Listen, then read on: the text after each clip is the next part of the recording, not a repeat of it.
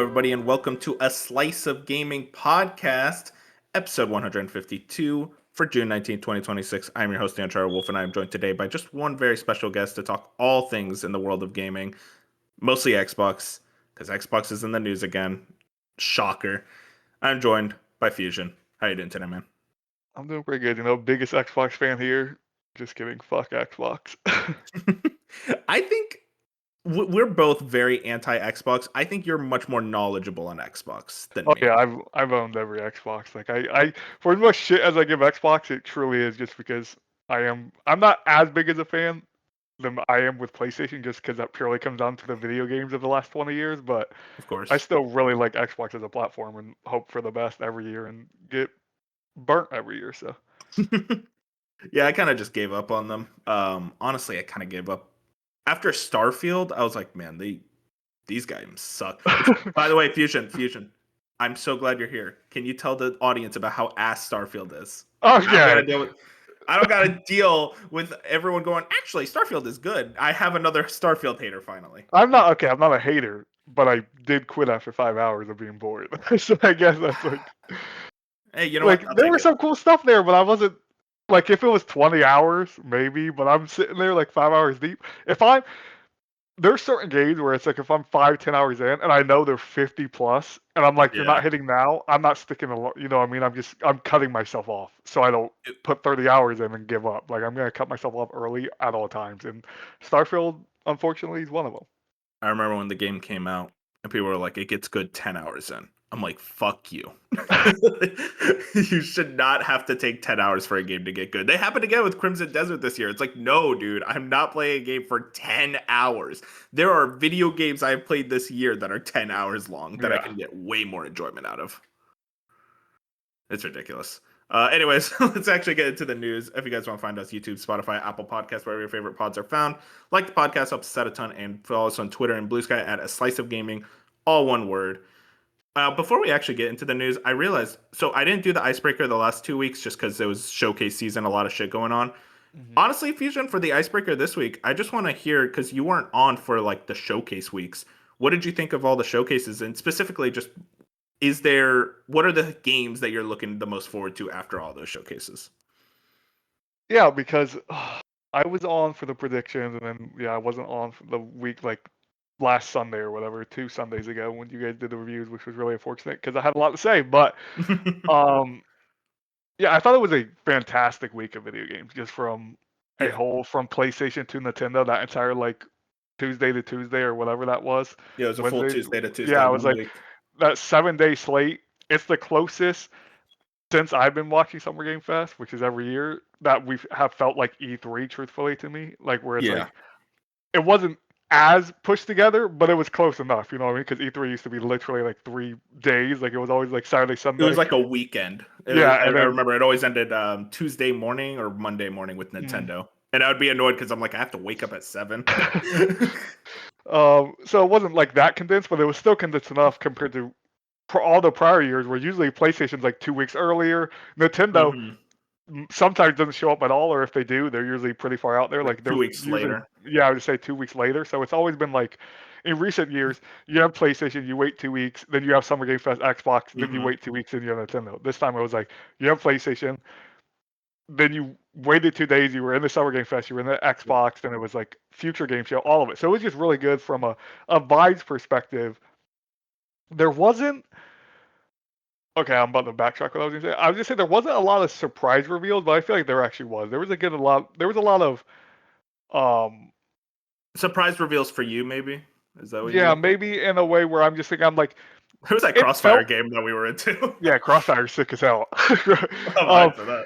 so maybe I take that back because there was a lot of good reveals. I just felt like God of War for me was like my game of the week. Watching it on Oh, yeah. Tuesday and then throughout the entire week, it ended up still being my game of the week. And it's like I'm never gonna blame the game for like we kind of knowing that game already existed because we're so in the weeds of things. But it's like Hmm. that's something where if like Nate the Hate didn't leak that months prior, weeks prior, that would have hit like crazy. Like that would have just been Yeah, it was just interesting because I don't think Nate specifically leaked like the contents of the game. I think that was like a whole other article about the cube and whatnot. But like I did remember him saying it's like they're going to reveal it soon. So like, yeah, it yeah. was interesting. Yeah, I'm not just throwing shade at him. Oh I'm no, just I meant totally leakers in get it. I just general. wanted to clarify. But yeah, things like that, and then like Spyro, we kind of knew Spyro was like coming. Your Like, prayers were wrong, oh, buddy. I know. I was hoping for Crash, but like we kind of knew Spyro was coming. We kind of knew Code Veronica was coming. Like things like that, where it's like Yeah. there Persona wasn't. 6. Yeah, Persona 6, we kind of knew it was coming, and that trailer Mhm. pissed me off because it was nothing. Dude, that's all we needed, man. That's all we Yeah. needed. I'll still argue that. I'm like, I just want to know it's real. That's it. And then I Yeah, that's could fine. start being excited for like, because like I don't know if I told you this. I literally did not want to play Metaphor because I'm like, reveal Persona 6 first. All right. I waited like 10 years for Mm, Persona 6. Reveal that first, and then you could I'll play Metaphor. So just them that's fair. saying it's like, hey guys, it's real. And also, I saw a lot of things about like store listings and like the fact that it's already been rated in Australia. It tells me it's like that September 2027 rumor might be real. But that's Yeah, getting I can into a see whole it. nother thing. I hope, man. I really hope. So we can say even like when we get to Nintendo and you talk about the Zelda remake, we knew Yeah. about it. You know what I mean? So it's just like one of the I biggest surprises yeah. of the weekend, honestly, was Kingdom Hearts just showing up. That was And then even insane. then, everyone was mad at the showing. So it was, and not everyone, but a lot of people were like, "You that, showed up here at Nintendo and you showed the same city, and it just wasn't a yep. lot what we were expecting when a re-reveal of that game." So it's like, but all that aside, it was amazing because it's like you're sitting here, we're talking about God of War, Kingdom Hearts 4, Persona, Resident Evil, Crossfire, all these Spyro, all these games that we got to see over the last week that just look awesome and it's gonna fill out the Yep. next 18 months of gaming. It's like I can't ask for anything more. No, 100%. It's just a really, really strong week for gaming. And, even like, I was pretty like harsh on the Nintendo showing because I do think like pacing wise and the way they showed a lot of their games, specifically the stuff I was excited for, and then the stuff that I didn't give a fuck about, they spent like 30 minutes on. Thanks, Xenoblade. But like stuff Xenoblade, like yeah. I'm harsh on it, but then I look back on it, I watch it again. I'm like, yeah, this is a good showing. Like, obviously, like objectively, this is better than a lot of other Nintendo Directs. It's just I was personally disappointed by the way they showed the things I cared about the most, specifically Dust Bloods and Fire Emblem and Ocarina of Time, where I'm like, I would have liked to see more of those games. But hey, you know what? I still look back on it. I'm like, yeah, that wasn't a bad direct. It was an okay one. Very good for JRPG fans, which most well-fed fan base in the world. Fusion, I swear. like I don't know what's going on. Oh yeah, this entire week was just full of. A lot of it was full of Eastern devs, which is like there's no Oh issue yeah. there. You know what I mean? It was just like they're carrying the industry right now. A lot of Western devs are struggling to put out games at a decent pace, and it's like, hmm As we're gonna talk about in a soon. yeah, it's just like they it was an awesome weekend. Like even someone like me who like I'm not a Persona guy, but it's cool to see Persona 6 show up. You know what I mean? Like Yeah, it's even objectively Xenoblade, cool. and it's like having I Xenoblade's always a franchise I look at and I'm like I would love to play this, but I'm not playing these three like 100-hour games, especially that first game combat looks doo doo butthole. They're probably all that type of combat, but like it's just not my style of thing. So it's like with Genesis, I'm hoping I'm They're not already gonna more change the into. combat. Yeah, they They're probably just won't. not. But like I I'm can't not deal with it. huge. One of my weird tidbits with fantasy is I don't like when sci-fi enters fantasy. Oh, So it's really? like I don't like mechs in my fantasy games, like a pure fantasy game. With Oh, but Genesis, it's looking like this is that's straight. Like when I more was pure talking to Vince fantasy. about it, I'm like, this looks like a pure fantasy. We're talking about dragons and stuff, and I'm like, I'm down with that. That's cool. That's fair. I would like to be into that, but it's just like, yeah, that's one weird thing with fantasy for me. I'm not a huge fan of when my sci-fi stuff enters the fantasy realm. You're playing like a fantasy game, and then an airship shows up. It's like, God damn it! Yeah, like no, like I'm not a Don't huge mix fan of it for some them. reason. I Yeah. get that. I personally dig it, but I totally understand. It's just like keep them as they are, like separated. It is always that thing, Fusion. I was thinking about this of just like, man, why is it that like, and I talked about this last week. Right? It's like, why is it that Xenoblade and Fire Emblem are always the games that get revealed a year early, and then like the next mainline Mario game, we still don't know. We know it's next year. We don't know when. And it's like I feel like that's the game you reveal like a year early, but it's always Xenoblade. But that's just me being a salty Mario fan. Whatever, I don't care. I'll live. I don't give a fuck. I kind of give a fuck, but you know what? I've lived through longer. It's okay. But yeah, like you said though, great week for games. Personally, out of all the showcases, I kind of look back. I'm like, I think maybe Xboxes is my favorite personally, just because like my favorite reveals were Spyro and Persona. But then, like, I think the overall strongest show was Jeff's. Yeah, I Summer Game Fest was my favorite show, and I think it was the strongest. Xbox was actually my least favorite. Well, Oh, not really? counting Nintendo, but Well, yeah, you know. I did not, I wasn't vibing with the Xbox show, especially now with the knowledge we know. And like Hellblade was Yeah, their that's tough. only new first part of the reveal, and that game might not even exist anymore. Like I'm not, I, w- I don't think you read Yeah, my thoughts hindsight's at the time, but 2020. like I gave it a 7 when Here, like I can read people them were out asking which right was like now. good. I apologize for that. No, you're good, but like I gave it a 7, and it's like I still stand by that. I think it was a good show. I just was like I was underwhelmed compared to everything. Like I thought the state of play was better, like personally, and it's like that probably goes to benefit of God of War was so cool to me, and so like I'm so excited for that game, and you show me 20 minutes of that game, it pushes over. But it's like even Until Mhm. Dawn 2, I was like, and that was a surprise reveal I never expected. And Stuntman, like all these things, like Yeah, Stuntman the was state of crazy. play had way more surprise to me than Xbox, which Xbox just felt like it was one of those years where they have every few years where it was a lot of what we already knew, and then nothing, and then the things they show that are like brand new, they don't Hmm. show a lot of. Or You point this out in your thoughts. I can read them out real quick if you want. yeah, You said I think Xbox delivered a good show. I assume I'll be the lowest on it from the podcast panel. Which, by the way, you said 7 out of 10. You gave the exact same score as Bob, and he's like the yeah, Xbox that's what guy. Bob told me after. But outside of the P6 teaser, I was extremely whelmed by the lack of third-party reveals here. Completely forgot about Spyro. On top of only having one new reveal from an in-house Xbox studio, and it's fucking Hellblade. It was a great show for release dates, and looking forward to the next 12 to 15 months. Yeah, well, I cannot wait for Plague Tale and Fable. Had its best trailer yet, IMO. It's unfortunate walk out of the show without a reveal being my game of the show, but Tale can deservedly take that spot. And also, I look back, it's like, yeah, that Fable trailer, that was the best Fable trailer for me. Yeah, it was a really good trailer. But yeah, no, I think I agree with a lot of what you were saying there. It's definitely an interesting thing to look back on. It's just like they Uh, have obviously like I just thought like we'd see like another look at Blade or just more new things where it's like you put an entire 90-minute block. Gears looks awesome by the way, but you put an entire 90-minute block and then like I said, Xbox, the second biggest publisher in the world is what they're calling themselves, only revealed one new brand, like one new game in house, which just seems crazy to me. You know what I mean? Where it's like that was the same thing Bob said. I Which understand a lot of Xbox studios are working on games. Like they're obviously they showed like 20, so we know of the games coming. But it's like, man, that's all you had was Hellblade, and we know, like I said, it's not even really real. So like, Yeah. I don't know. And that's the thing is like all those Xbox Game Studios games that could have been revealed will now never get revealed, as we're gonna talk about soon. I keep teasing it. It's not even our first story. I didn't put it as the first story because I wanted something positive to start with because I know we're gonna be talking a lot of shit this episode. Fusion, Grand Theft Auto 6, a game we're both very very excited about, has its official cover art revealed. And then Wario 64 also put pre-orders for Grand Theft Auto 6 will officially begin on June 25th on digital storefronts and at other select retailers. Let's start there. Obviously, June 25th, that's about next week, next Thursday, I think. Uh, and we're going to finally get to see not just the price of Grand Theft Auto 6, but most likely we're going to get trailer 3 to accompany it. Do you agree? Yeah, there's like they have to put like trailer out that says pre-order now. Like they just have to. Yeah. Yeah, just to build up hype. So yeah, I think we agree there. And the price, we've gone back and forth a lot. You, me, Bob, uh, all of this idea. Colin has been in there too. Just like, is it going to be 70 or is it going to be 80?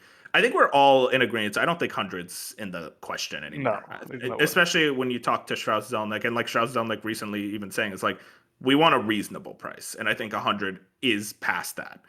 Um, I think about it now. I think I'm still at 80, but man, am I leaning way more towards 70 than I ever have before. Because I really do think like all the arguments you've been making and like everyone I've been talking to about it outside of the Spear is just like, yeah, if you really think about it, they will probably sell more copies at 70 and maybe make even more money, even if it's not immediate. Yeah, yeah, that's my and I've been like Team 70 this entire way. And right now I'm probably 85, 15, like still leaning towards 70. The only thing that's weird that's giving me a little pushback is I feel like they could have said when they announced this trailer thing, whatever yesterday, pre-order, and they put the dates on this little trailer also, like $70 or whatever. It's the fact that they're making us wait for literally the moment the pre-orders go live for us to figure out the date. Games don't do that. You know what I mean? That's not what games do normally. So You it's mean the like, price, right? yeah, the price. Sorry, not the date. The No, price. okay, Where it's just like making sure. the fact that they could have just brought up the price when they were talking about this in general, or in their article or a blog post. Something could have brought up a price, and they Mhm. didn't. Does give me a little pushback. Like 10%, 15% pushback. When it's like maybe they know it's going to be $80, and the least amount of pushback they get is it just going live $80 on the site or wherever you're going to buy it from. You know what I mean? Where it's like they're just going to put it out there. You're going to see $80, and everyone's going to pre-order anyways. Yeah. No, you're right. I mean, it is a weird thing. It is a little bit of a. Are you trying to bury the bad news like when the trailer comes out, so everyone's talking about the trailer, and then it's like, oh yeah, and I guess it's 80, Yeah, or are you kind of going like, you'll know when you know? yeah. So and to I would imagine the price leaks before next Friday, anyways, or next Thursday, whatever the date is, because like Hmm. so one of these retailers, Best Buy, someone, they're gonna mess up. It's gonna Yep. be on some back end. I guarantee we get this I price I before really next hope week. we don't, but yeah, you're right. It's most likely going to be like Walmart reveals that it was actually $70. It's like, oh well, there Yeah, goes all the happenstance and excitement of learning the price. Though honestly, I'm at the point now, Fusion, where I don't even give a shit because I feel like it's like, dude, I've had this conversation about the price of this game for like 4 years. yeah. We've been having the same points It's over and over. it's a little ridiculous, and like I think it's honestly, because they didn't know either. yeah, and honestly, before Mario Kart came out on 80, I would have never imagined GTA would have been more than Yeah, I'm with you. $70. It's because Mario Kart's the only thing where it's like the fact that they came out 80, and still they're the only game who have done that. It's like Mhm. everyone's like, well, Mario Kart can do it, and Nintendo can get away with it. Then Rockstar obviously will do it, and they'll That's get the away with thing, it. they did it. I know, I'm just Like, saying they everyone didn't really talks get shit away with about that it. game. There is no game I've ever seen get more hate than Mario Kart World, and it's like a 7. It's not even that bad, but it's the fact that it's $80 and it's what's it called? There's like been no real big content drops after the fact. I bet even Nintendo's like, shit, can we charge for DLC? We might have to make the DLC free now because we made it an $80 price tag. And like you look at NPD charts and it's like, yeah, dude, it's not even charting. Like people are not buying it a la carte. They buy it with the console because they get like the $50 version of it. It I don't know, man. It's just I feel like it's like you're gonna save yourself a lot of headache if you don't make it 80. But also it's like it's Rockstar. People are gonna buy it for that. Yeah, Like but it's also like they're going to have an $100 version or 120. Like they're oh going to have yeah. that version that's going to sell millions of copies anyways. Where I feel like, hey, their standard price, we can get you in at $70, have goodwill, and then people out there, millions of people out there will buy the $100 version just cause or whatever. They collect it. They don't usually do collectors, but like other versions of this game will be out there in the wild, and you'll. That's how they bring in even more money, and they can still sit at $70. And we're both of the same wavelength also. They're not gonna do an early access version. No, I would be shocked if Dude, I'd be GTA did so early mad. access. I'd be mad too, but I'm. This isn't even me saying no just out of spite. I think you just know out of who Rockstar is, like they wouldn't do it. Exactly. It's that thing of just like I want the physical version of this game, obviously, because it's Grand Theft Auto 6. It's a big deal. And like if it was like 3 days, because it's probably going to be a digital version that has to be like that. It's Hmm. like you get it 3 days early. I'm like, I can wait 3 more days. If it was a week, I'm like, I'm not waiting a week. I think it's also like think of everyone who takes off work for GTA. Like November 19th is the date. They can't Yeah. mess around with early access and all this other stuff. It's like no, everyone in the world knows November 19th is GTA Day. It's not November 16th or whatever day early access would be. It's like November 19th is the day, and I think they like to own the day. I think Rockstar knows GTA like is an event. Midnight like we'll have midnight releases for this. I Oh guarantee it yeah. for physical copies. So it's like you can't do all that when you do this early access nonsense. So I'm like I'm 95% certain they would not do some early access BS here. Let's talk about the actual cover. First and foremost, they actually made the new logo. They added like white outlines. Looks really clean. I thought they would do like the 6 after the Grand Theft Auto, but instead it's like Grand Theft Auto is on top of 6, which I think actually looks really, really strong. It makes it feel like more of an event. And Fusion, helicopter on the top left. They remember. Got it. They always remember. I would have been pissed if they forgot. Yeah, Like, that would damn it, have they been put a the whole cover boycott. out and they forgot. I also got to shout out the cover girl. Without a doubt, the hottest cover girl they've ever had. Jesus Christ. Yeah, I think I'd probably agree there. Granted, a lot of the other covers that we're talking about like pixels, but not actually pixels. Oh But my god, come on. it's Hey man, that GTA 4 cover girl, as a kid, I was like, holy crap. I didn't even know like sex was a thing. I'm like, what? that was your awakening with the Yeah, GTA 4 really, cover. honestly. That shit was crazy. And also I love the crocodile. Like or alligator. I think it's Yeah, alligator because it's Florida. being front and center for that is awesome. It's perfect. But yeah, no, awesome cover, man. I love it. It is like it's one of their stronger covers. Like I like all Yeah, GTA covers. They're not like all of the greatest covers ever, but they are what they are. And it's like this is one that it's like I like the colors, I like the vibes. They just yeah, they did it. it's perfect, man. Well, Fusion, GTA 6, 5 months away, starting to really feel real now. It always felt like Wow. a fake game, and now it's like we're there. Uh, we should talk more about GTA next week, but unfortunately, we got to talk about Xbox. So Xbox is having their usual yearly layoffs, at least reportedly. Not even reportedly at this point, most assuredly. Bloomberg, Jason Schreier broke this. Studios in Microsoft's Xbox division brace for closures. Which, by the way, I want to shout out Jason. He gifts his like Bloomberg reports on like Blue Sky and whatnot. When I tried to get the Tom Warren article because I'm like, maybe there's extra info in this one that the Schreier's initial one didn't have.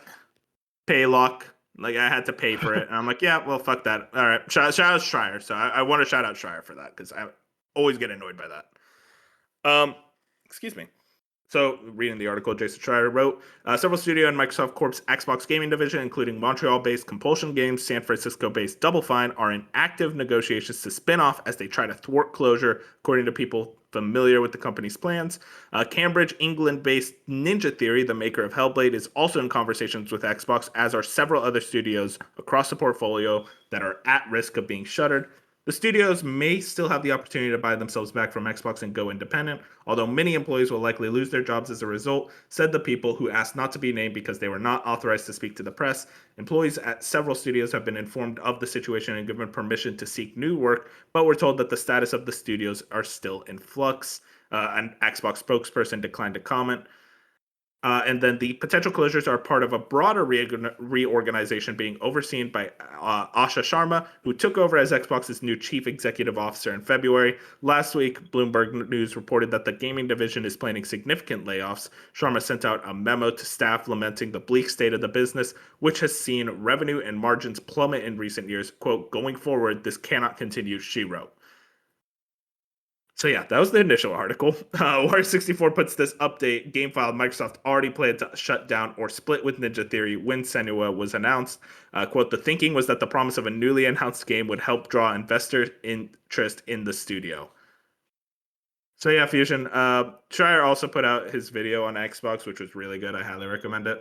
And in it, he outright states it's like, yeah, it's going to be a bloodbath. It's going to be like probably hundreds, if not thousands, of people laid off with multiple studio closures. I remember at one point Asha Sharma stating in an interview, it's like we want to focus on our tentpole franchises like Fallout, Call of Duty, and Elder Scrolls. And it's now starting to seem like it's like, oh, she was not like mincing words. It's like very much we are focusing on those, aka everything else we make goes on the wayside. So yeah, Fusion, I'm mad. I'm not shocked though. They always have layoffs around this time, and Xbox, as we stated, sucks. So we could let loose now. Yeah, it's for one, it's insane that this was just earlier this week because I swear this was last week thing. Like it's fact that it's only been a few days with this news actually. I guess it was like the mixture of It felt um so long. yeah, the last week article of Bloomberg saying these layoffs were gonna come, and then early this week we started to learn about studios. I guess it was just a mixture of those things. I'm like, how the hell is it like just now talking about it on the podcast? Anyways, yeah, this is super unfortunate. We're talking about I'm not gonna sit here and lie and act like we're talking about the greatest studios in the world who've put out the greatest game because they don't. And and some of these studios we're talking about, like Compulsion, have struggled to put out games in the last few years. Like I think Mm-hmm. South I of know Midnight took 7 You years or saw something. Double Fine. You were jumping for joy. No, yeah, that's not true. I'm kidding. I'm kidding. Um, yeah, so it's like just to get that out of the way before people are like, because I've already seen it on Twitter, people are like, well, these studios have struggled to make games anyways, and they don't make good games, blah blah blah, and all this nonsense. And it's like, but when Xbox bought these studios, they knew what they were getting. And it's like I don't Yeah. understand why we have to sit here and defend Xbox. Xbox didn't buy Double Fine, Ninja Theory, Compulsion, and Friends for Call of Duty for like the high quality You $5 didn't million buy them dollar for support sales. studios. Yeah, but you bought them because at the time you were having Xbox Game Pass and you just wanted more cool things on Xbox Game Pass to sell it. So you got Double Fine to be like, hey, make a cool game like Keeper and Kiln, where it's like these aren't going to be runaway successes. We're going to consider them little art projects, little passion things, but they're going to go in the Game Pass, and hopefully that leads to more people going to Game Pass. It didn't work out that way. Same with Ninja Theory, where it's like, Mhm. I can't believe Ninja Theory and Hellblade 2 helped reveal the Xbox 2019. Like, they at one point, I think they did put Ninja Theory like on a pedestal where I don't know if it was them themselves that said it or someone in the loop where they were like they want Ninja Theory to be and Hellblade to be God of War for Xbox. Like that was kind of like a vision they had at one point. Yeah. Obviously, they didn't work out that way, and Ninja Theory did take a very long time to make a 4 to 5 hour game that a lot of people didn't Still like. crazy to me. But it's like when they bought them, that's who they knew they were getting. They weren't getting Santa Monica. They can't just turn them into the the God of War studio for you. You know what I mean? So And, it's just like, yeah, and they tried to make a God of War style studio for them with the initiative, and we saw how that worked. yeah. So it's like I'm not going to blame. Sure, dev times are getting outrageous, and we're taking way too long and stuff. But this all comes up from leadership up top, from Xbox leadership, from Matt Booty, all these people overseeing these studios. You bought these studios. You obviously had a vision at one point. The vision didn't work. That you knew wasn't going to work. You knew when you got Double Fine and Mhm. Compulsion and Ninja Theory that they couldn't put out 10 out of 10, 5 million sales. Like they just weren't the studios that were going to do it. Maybe for some reason they genuinely thought that. And that's just a story in its own self. You know what I mean? That's just nonsense as is. But it's like, you knew what you were doing. That's why you went out of your way to get Activision and get Call of Duty and all this, so you could have studios like these smaller ones to fill in the gaps and create art. But the minute Mhm. you start losing money, which has been the last 5 years, last decade really, the minute you have to cut people, you're never going to cut the Call of Duties. You're never going to cut the Elder Scrolls. You're never going to cut the Fallout devs. You're always going to go straight to the thing that's making art that's also not making money. So Yeah. from a business standpoint, I understand why these are the studios that are going to get shut down, and more, like Jason said, probably on the way. Like I'm terrified for Arcane because they've just been. Jason hasn't said Arcane, but a lot of people, a lot of other quote unquote insiders and journalists have been like, "Hey, Arcane's going to be in trouble," and we've heard recently I in think Tom Warren Cinemax. was one. Yeah, Tom Warren was one, And I and think for ZeniMax, it was God, it was like someone who actually worked on like Bethesda stuff in the past. I forget his name. I think Chris Avellone was also saying stuff, and he worked on that with Obsidian. yeah. So it's like we're gonna know in the next 2 weeks.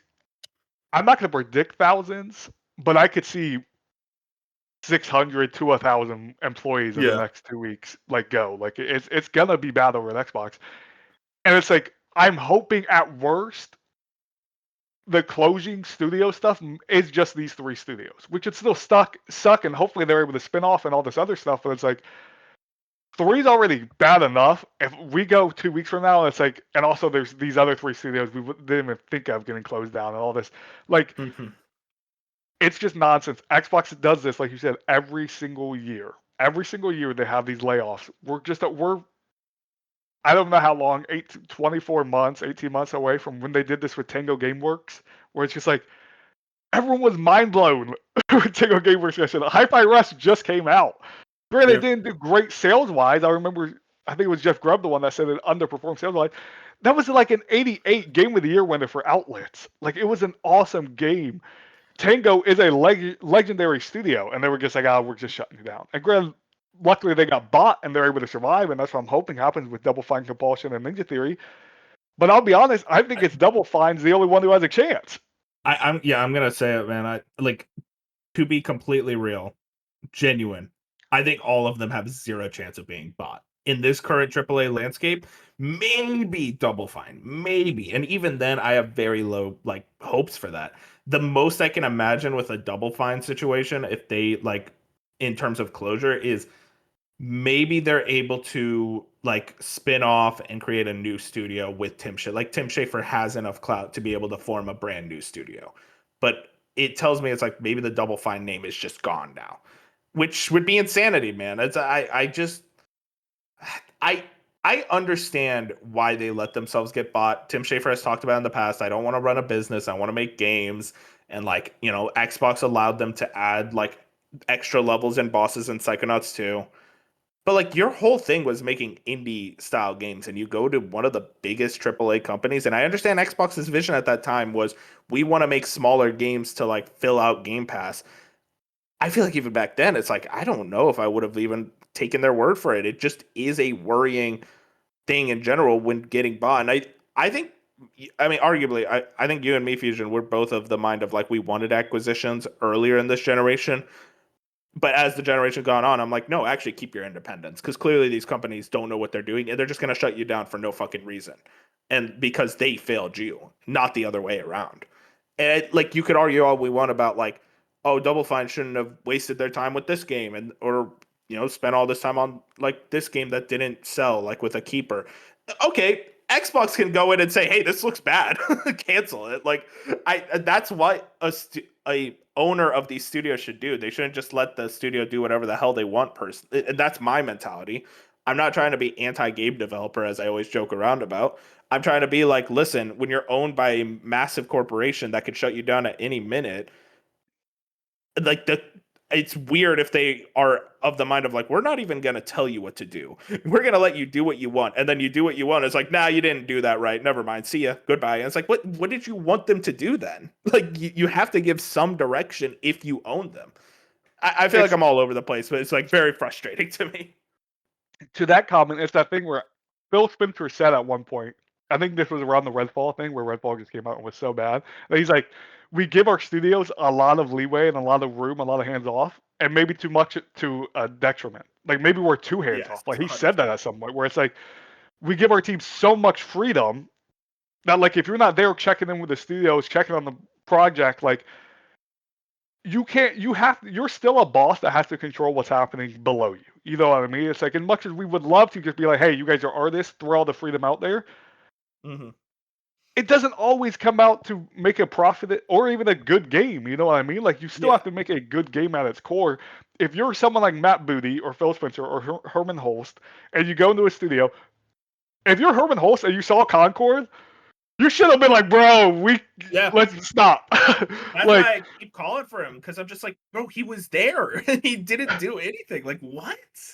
where it's like there's certain projects where it's like, man, you're getting millions of hundreds of millions of dollars in budget. You're getting deeper and deeper. At some point, you have to just say this game's not working. Pull the plug. Like I feel like Mm-hmm. Xbox just hasn't done that. Like they just don't do that. Their approach is we're going to be hands off. We're going to give creative freedom, which in theory sounds awesome. That's how you would love to run a business where you're talking about Of art and course. artists and gaming, but it just doesn't work that way.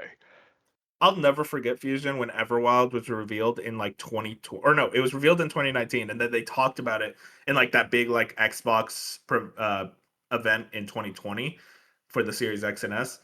And I remember when the game director for Everwild came out, he's like, "We don't even know what this is yet." And I remember hearing that. I'm like, that sounds bad. Why are you saying that like it's a good thing? And then a year later, she left. And she left the project. It's like, you're the one who is saying, like, you're the one who's championing this game, and then you leave. I feel like if I'm Phil Spencer at that point, I was like, oh, this isn't going well. Cancel that. Make something else. Like, make like something quick and easy. And obviously, nothing's easy in the game development space, but like something like that can be turned around quicker so you guys could stay alive, like a Banjo Kazooie remake or something. Not like a massive Everwild and then leave that festering for like 5 years until you eventually decide to cancel it. And it's like, why are we canceling it 5 years in when obviously it wasn't working up until that point? And this is kind of my big thing with like Xbox. It's like you're canceling games way later than they should be canceled. You're canceling them when, like, okay, maybe it can turn around, maybe it can be affected. The big one was that big ZeniMax Online MMO from last year, where that got canceled, and everyone was talking about. I was like, this is going to be something big. This is going to be something special. It was working out. It was about to enter full on production. It was even like Phil Spencer played. It was like, this is going to be big, and like it was like this sci-fi MMO. Sounds like a certain game that got its last content update recently, Fusion. Something that, man, if that came out now, that would really fill a big space and be a huge deal. But it got canceled. And I'm just like, how do you need someone who knows how to do this job. And let me tell you, it's not fucking Matt Booty, because clearly he does not know what he's doing. Well, think of I'm not gonna name all the names because I don't know all the leadership names, but like since Xbox in the last 4 years, think of like prominent people like under Blizzard Oh and yeah, Activision, all these people who are like have Shinji left the Mikami, company. Yeah, like they just have left John Xbox. Johannes, like it's unreal, man. It's like legendary game developers. Yes, You are legendary. Who one Todd Howard away from like I was everyone just say, hating on. Don Howard's like the last one truthfully left from all those acquisitions where it's like that's the name I know. Where it's like I'm sure Uh-huh. there's some I'm just Like forgetting, but like Don Josh Howard is Sawyer. yeah, Josh Sawyer's still there. Where it's like but for the most part, a lot of these people that you bought with these studios who were in leadership positions and working on these stuff and managing aren't there with Xbox anymore. So now you're adding new leadership in people who obviously at this point seems like they're not great at their job. I mean, you have Matt Booty, who I don't think a single Xbox How is fan he still there? sits here and says like, yeah, Matt Booty's doing a good job with Xbox Studios and the Xbox everything that's happening, and he still somehow survives. So it's Dude, like he's like a fucking cockroach. You just can't get rid of him. They got rid of Phil and Sarah, but they kept Matt. It's like, get rid of all of them. How is he still here? It's it's unreal, man. just yeah, it is just straight up just Xbox. It's always been. It's never been. They don't have the devs. They don't have the talent. It's genuinely always been a leadership problem at Xbox for the last 100%. however long. Where it's just they somehow always get the wrong dude, the wrong girl, the whatever in the front of the room talking, and it's like how do they continue to fail time after time? And their plans always have to pivot, and they're so fast.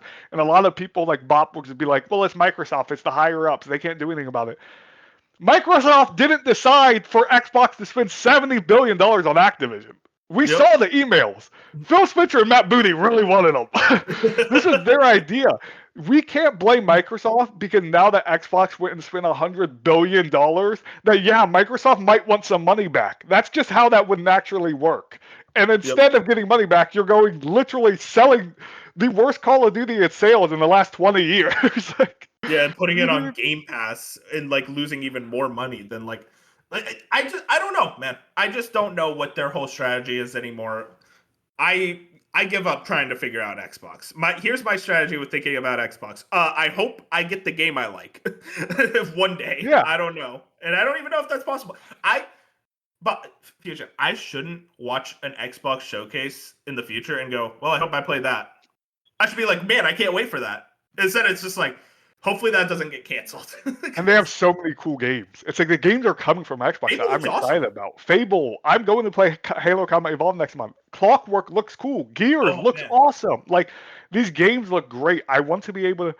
It's just the Xbox brand has lost complete trust with its player base. Like no one wants to trust.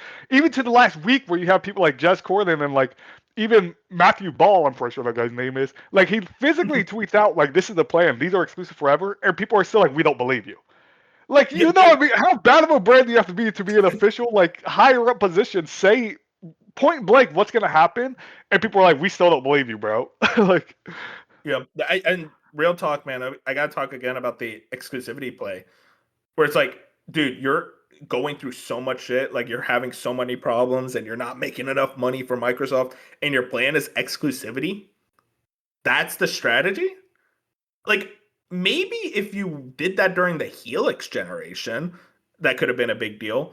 Brother, we're near the end of the Series X, and now you're like, oh, and now you can play Gears of War exclusively on Xbox. It's like, dude, that's not going to help you at all. You're just going to lose a lot of sales. And if that report about the budget being $400 million is true, and that's Tom Henderson, so it's most likely true.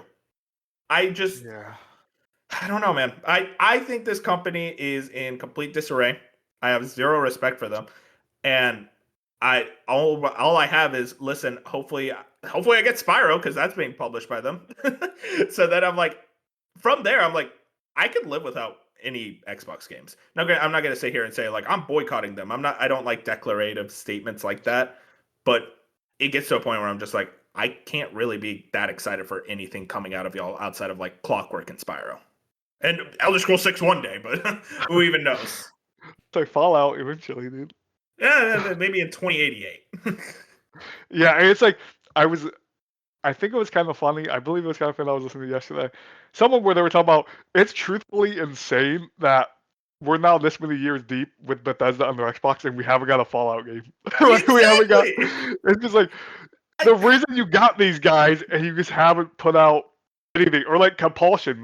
They got Sound of Midnight from Compulsion, but it's like It's franchise malpractice. yeah, Bench where said that once, and I'm like, damn, that's a good ass term. Like it's how I feel about Fallout right now, where I'm just like, no Elder Scrolls, no, and like they had Starfield, which was supposed to be this next generation like greatest RPG ever, and it yeah, and it didn't sucked. do that. Like it just it's like that was a big blow. Like I'm sure if we sat here today and Starfield was a 95, there'd maybe be a different conversation, but that didn't happen. And the Mhm. fact that you don't have Fallout, for the most part, Call of Duty's been not great.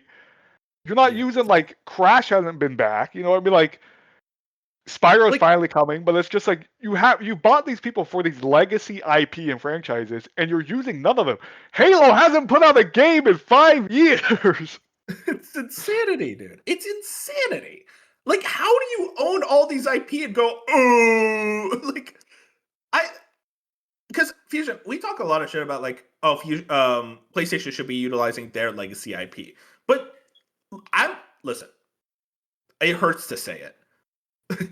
I don't think Jack and Daxter is as popular as Halo. It hurts me to say it.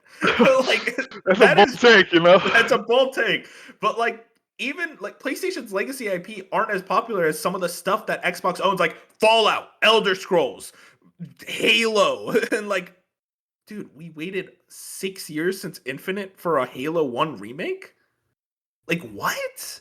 Without multiplayer, by the way. You're just getting Yeah. the a la carte sales, and maybe someone subscribes on Game Pass for a month and then cancels their subscription because they got what they wanted. But I don't know. I feel like we're talking in circles now, but it's just clear we're both extremely frustrated with how this business has been ran. Yeah, and I'm tired to the point of we do this conversation every month. We have this conversation about next month. It's like, Every year, like it might be specifically every around this week. time. Like it's Honestly, just like it's just insane how much like I want like how many times I'll sit here and be like they'll make one good decision. I'm like, yeah, finally Xbox like you might be turning the ship around. Immediately it's just back to bullshit. And I'm like, man, like I just can't. But we it's fell like I for want to it. believe in you. I want to believe in you Yeah. so much, and you I just give fully me accept nothing to hold on to. I fully accept I'll never believe in Xbox. Like even like when Asha Sharma was making a lot of good decisions, I was still like, okay, we'll see. Like especially during layoff season, what's gonna happen? And lo and behold, and I hate doing that. I was right the whole time because like, who gives a shit? Like if you were right about layoffs, oh yeah, sky is blue in this fucking industry. But like, I don't know, man. I just get look at this. I'm just like, I don't know. Like I can you imagine running an Xbox podcast right now? I'm just like, hey, at least you have stuff to talk about.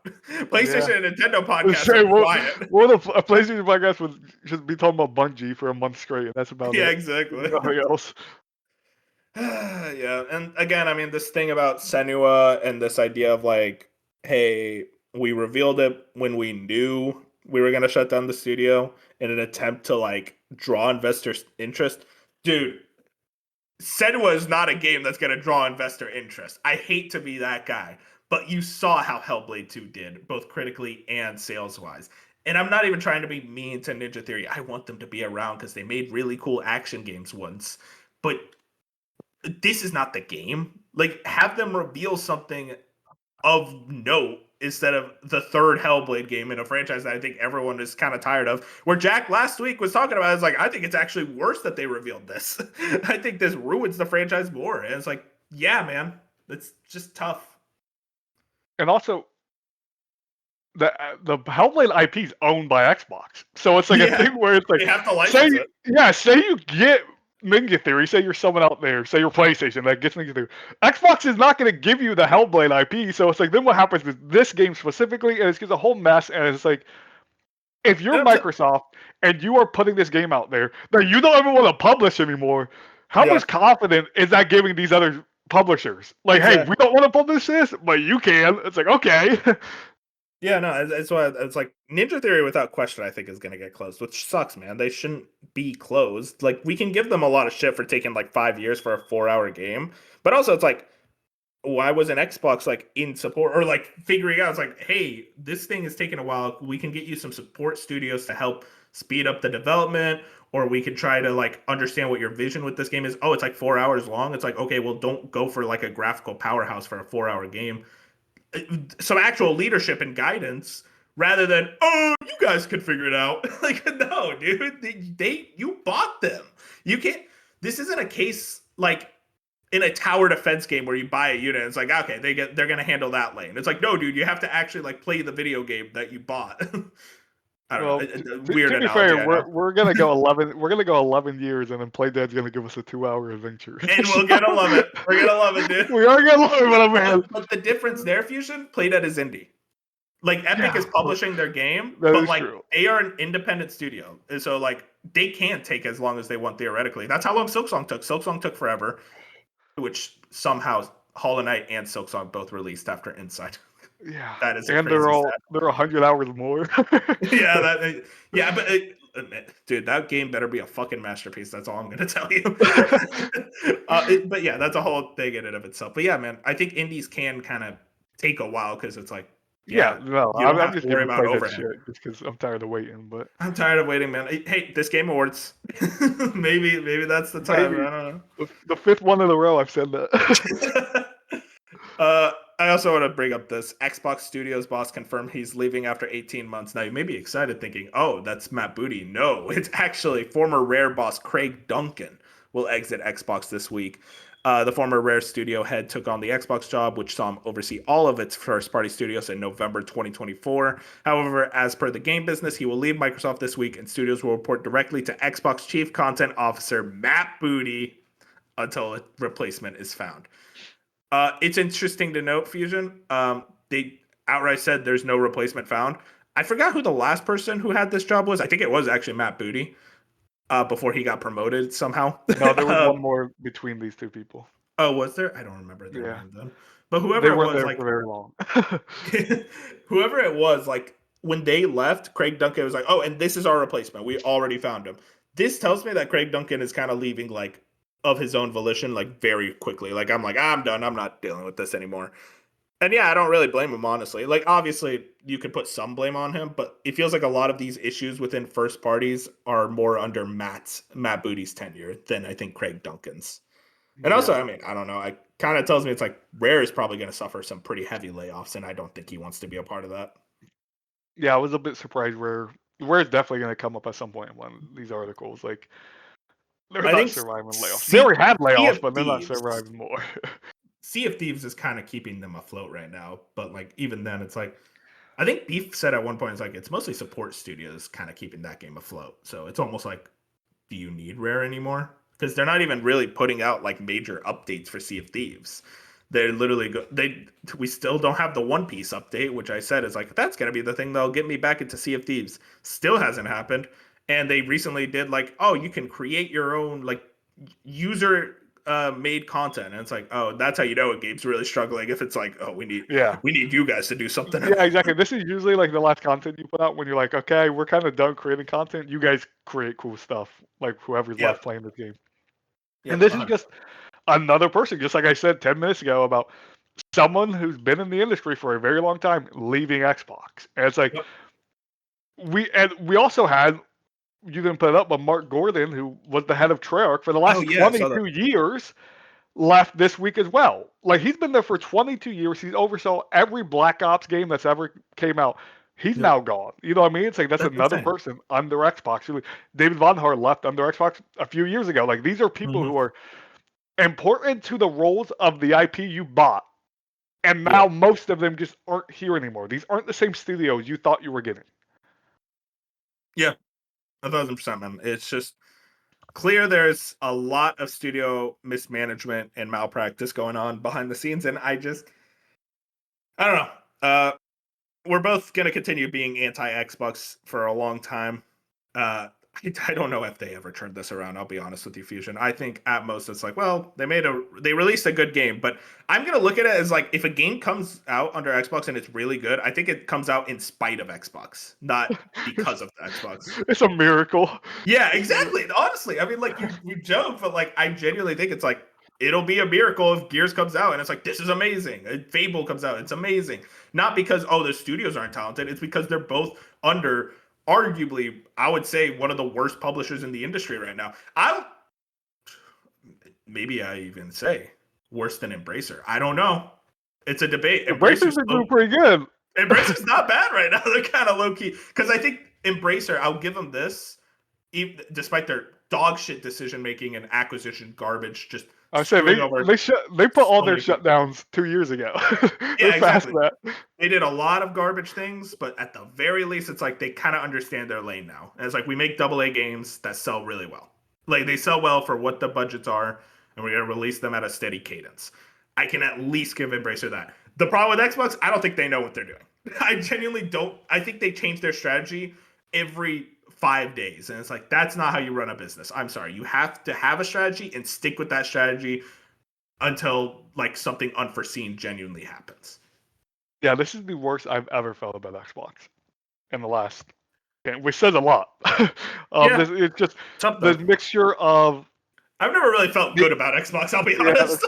that's fair, but it's the mixture of the exclusivity stuff, which I've been on this podcast saying I don't agree with. I think they should. I think Gears should be day one on PS5, and then Clockwork. Like, I don't see how those two games change anything here at this point. I don't think Xbox should care about hardware anymore. I think they should make Agreed. hardware, but it should not be the reason they are selling video games. They should sell video games first and make hardware just like Steam does. I mean, just like Valve does nowadays, where it's like your hardware is cool for people who want to be in your ecosystem, Mm-hmm. but that just can't be the profit anymore. And Xbox seems like they were going that way. They were so close to just admitting that. And then they're like, then Asha Sharma came in and she's like, actually, guys, I can turn this around. Can you really? Can you really turn it around, Well, Asha? Because I'm not believing it.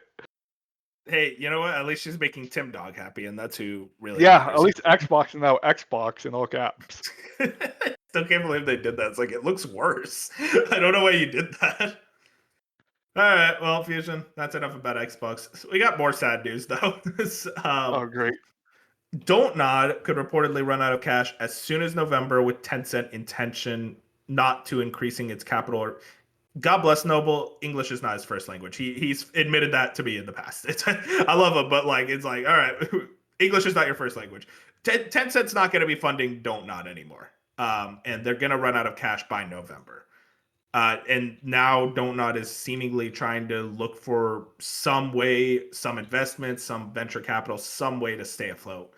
Which sucks, man. Don't Nod's a very strong studio. They make a lot of games, but their last few projects just haven't turned out well. Stuff like Lost Records, Bloom and Rage, which I forgot existed until Kind of Funny recently mentioned it. I was like, oh yeah, that game. I played uh, it. and then what was it? Aphelion, their other game, recently Yeah, that came was the out. one that just came out that did And really bad. yeah, it just says a lot. It's just like, damn, dude. It's like that's unfortunate. That I appreciate Don't Nod for one thing, and that's that there's so much variety under them. They have so many different like teams making cool weird shit. The problem is, it's like none of that cool weird shit has been selling, which it just sucks. Yeah, it's a situation where they just haven't found their footing since Life is Strange. Like, Hmm. it's just that thing where it's like they made the original Life is Strange games awesome. Like, that's what they're known for. Forever loved them for that, but it's like since then it's just and they tried the Lost Records Blooming Rage. That was kind of they're like, well, we can't have Life is Strange, we'll make it ourselves. And I thought the game was pretty good. Like genuinely, I think Mm. it's probably better than the last Life is Strange game. But it just wasn't marketed enough and people didn't buy it. And the whole thing of they split the season where it's like the first 4 episodes came out and then you waited a month for the to finish it. It's just nah, you can't do that today. Like Yep. when you put out these episodic like things, they have to be all at once. Like with the Walking, not the one with Wolf Among Us 2, like that is all going to come out at the same time. This isn't going to be a weekly thing. Like Mhm. the industry just doesn't work that way anymore. So it's just like I would hope the best for Don't Nod, but it's like I'm also not completely surprised that this far into them being a developer, they just haven't hit on anything they've been making. Yep, I'm with you. It's just a finagling, sad situation. Just some pretty bad decisions leading to this, unfortunately. But hey, hopefully they can bounce back. Hopefully, like maybe they find a buyer or an investor that's like willing to go, like, no, we can fund your next game. I don't know who that could be though. Definitely not PlayStation. I was thinking about that. I'm like, maybe PlayStation. Nah, I don't think they're No, interested in acquisitions or helping studios right now. I think they're like, we got to worry about no. our own I shit for don't a know. couple I years. don't think I want PlayStation to buy it. That's what like me and Binks were talking to the DMs. That's Like just crazy. the only team I would want PlayStation to go after if they had to say something would be Arcane, which we don't know if Arcane's going under, but like that's the team where Mm-hmm. I'm like, I can't see Arcane die. If they have to go to PlayStation, who's not in the best of hands right now, anyways, so be it. Like just send them Yeah. over there, figure it out. Because we know like Arcane, they already did Deathloop with them. They I have a relationship. dude, wait, I didn't even talk about Arcane. Like that, or we mentioned it, but it's like that's crazy that Arcane could theoretically go away. It's like let them make the game first. Yeah, like I don't know. So it's just like I don't think PlayStation's going to be getting. It's just weird. Because I think I was telling Jack in the Discord. I'm like a few years ago, I would believe PlayStation would be in on some of these studios because like they were buying freaking Haven and all this and Dark Outlaws, all this. I mean, they just made Dark Oh my Outlaws god, last Dark year. You know Outlaw. what I mean? Where That's it's like, so insane. so maybe they would get some of this or do something, but it's just like you said, this isn't acquisition season. This is the worst time Exactly. for these studios over at Xbox to be getting canned. This would be the worst time for Don't Nod to like not be getting funding because no one wants to buy anyone. The economy's shit. Yeah. You can't afford anyone. You can't get these people that aren't going to come with valuable IP. So it's just nonsense. Yep. 100%. It's just I think everyone's trying to like tighten up their pocketbook, which means we're gonna get a lot of studio closures, which sucks, man. These are very, very talented devs working at these places, and I hope they can bounce on their feet and maybe open up some like indie functions, which hopefully, because indies have been killing it lately. And also, indies in the East, like a lot of good Japanese games coming out right now. And some Western games, dude. Our game of the year so far, Fusion, 007. And that's a Western game licensed. Fucking amazing. It's like, it turns out you can make a good game. And like it could Yeah. sell. Pretty crazy. Speaking of good games that are selling, Astrobot, our favorite Fusion, reselling it over at Alina Analytics, who is a kind of tracker, or like they're I don't know what you call them, analysts who analyze like video game sales and spending and all that. Um, this is more predictive, but they're usually very spot on, or at least pretty close. Astrobot has sold 4.3 million copies, generating around $250 million for PlayStation, Alina Analytics estimates. The budget is likely under 100 millimeters, $100 million, including marketing, so that's a lot of profit. But Astrobot could also be a Trojan horse for PlayStation to reach an audience that's mostly conceded to Nintendo if Sony can stick the landing and nurture Astro right. Despite a somewhat slow start by first party standards, Astro won Game of the Year at the Game Awards, boosting sales considerably. See the spike at the end of December there, and has in the past year become a proper evergreen seller. As covered in the Alenia Substack yesterday, Astro has shipped it over 600,000 copies this year alone, as our estimates, almost $33 million, and is still selling 100,000 a month, well over a year after launch. This is awesome. Obviously, we both really love this game Fusion. It was a Slice of Gaming's Game of the Year. Still, shout outs to that year. Very, very high quality video game. Proud of our little Astrobot. And it seems like there was always this idea of like, oh, Astrobot's not a big seller for PlayStation. 4.3 million copies is pretty damn good.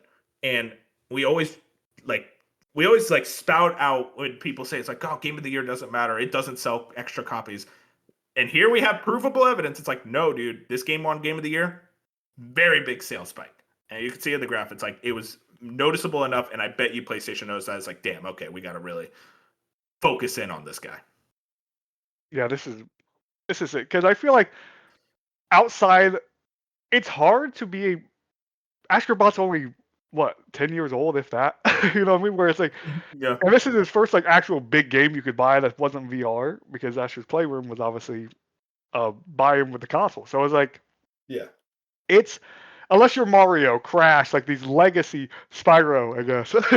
Oh, don't say I guess, I dickhead. know he sold 11 million. 11 Unless million, you're like yeah. these like legacy platform mascots, it's hard to just become a mascot. You know what I mean? Like Yeah. obviously, like so the fact that this will surpass 5 million probably by the end of the year, maybe sometime next year. It's like that's crazy and that's awesome. Like people love like that shows that people still want platformers and people still want new platformers. It doesn't just have to be the iconic ones we know. You can make an Astrobot Mhm. and you can do really well. So it's like I hope PlayStation looks at this and they're like, okay, I would assume already that second Astrobot's been in the works, but it's like Oh, yeah.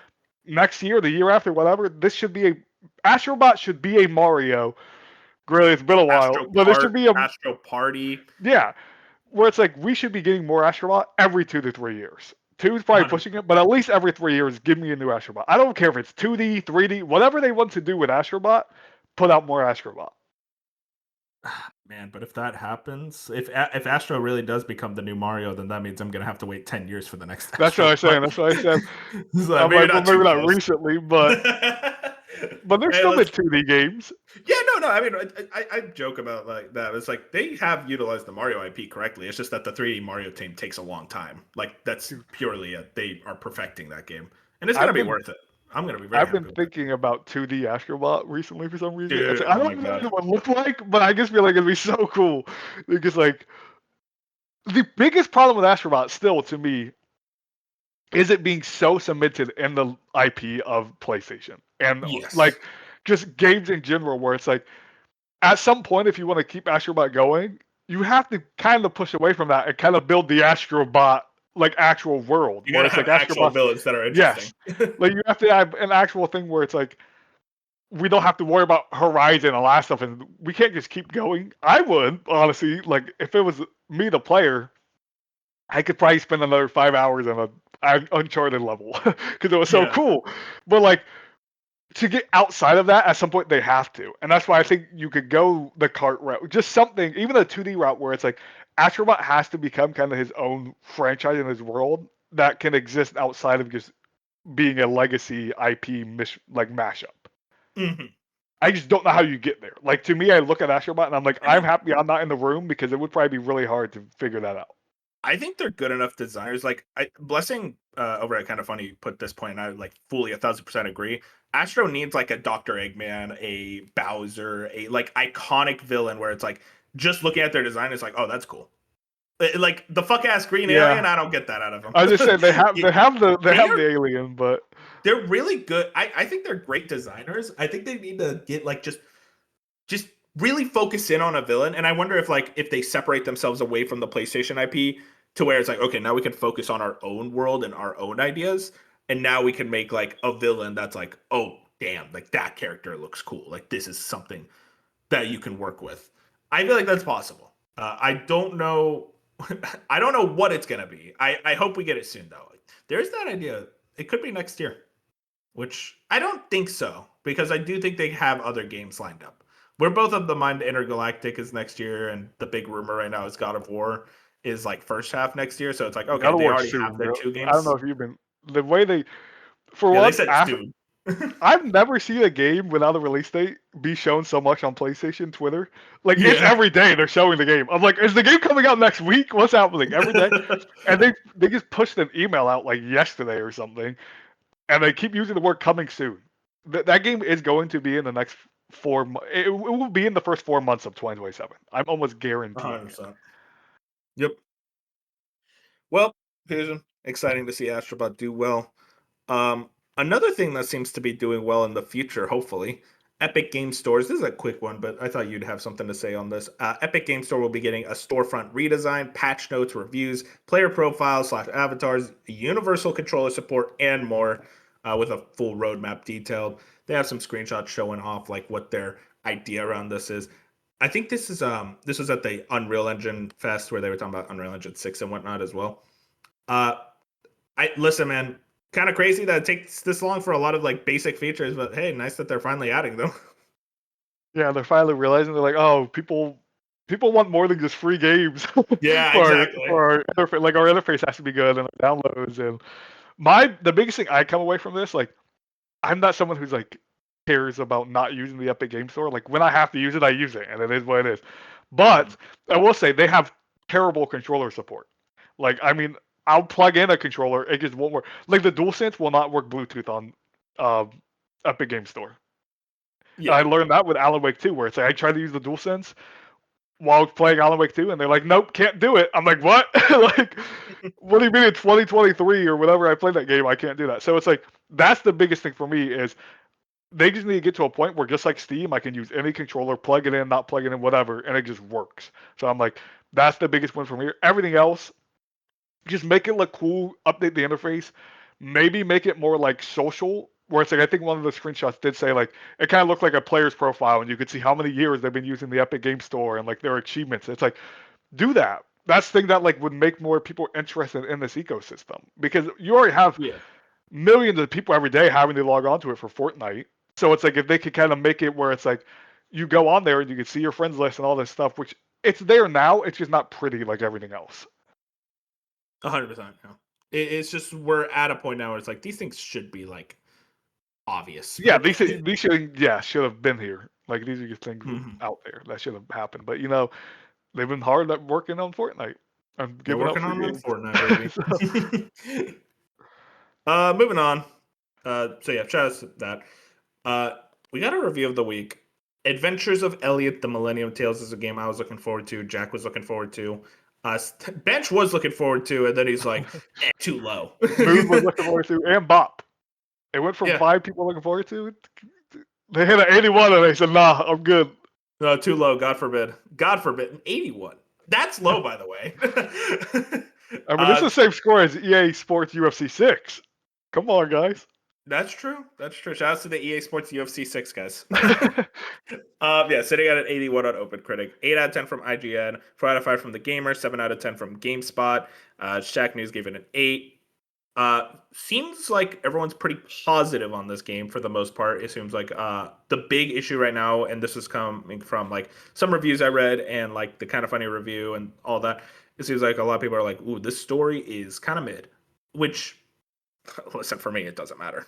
But like, I totally understand why some people are like, for a game like this, I would like a better story, especially this is the Octopath team and people rave about those games as narratives. So it's weird for this one to not be nearly as strong. But, for a Zelda like game, it seems like this is doing pretty well and people are into it. So shout out to Elliot. Here's the thing, Fusion. I was going to buy it day one. Walmart didn't have any copies. And I don't want to do online ordering. So I'm like, I'll wait until they have copies because that should annoy the hell out of me.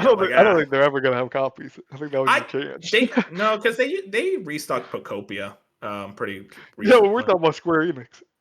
Yeah. I mean, listen, This ain't Nintendo, bro.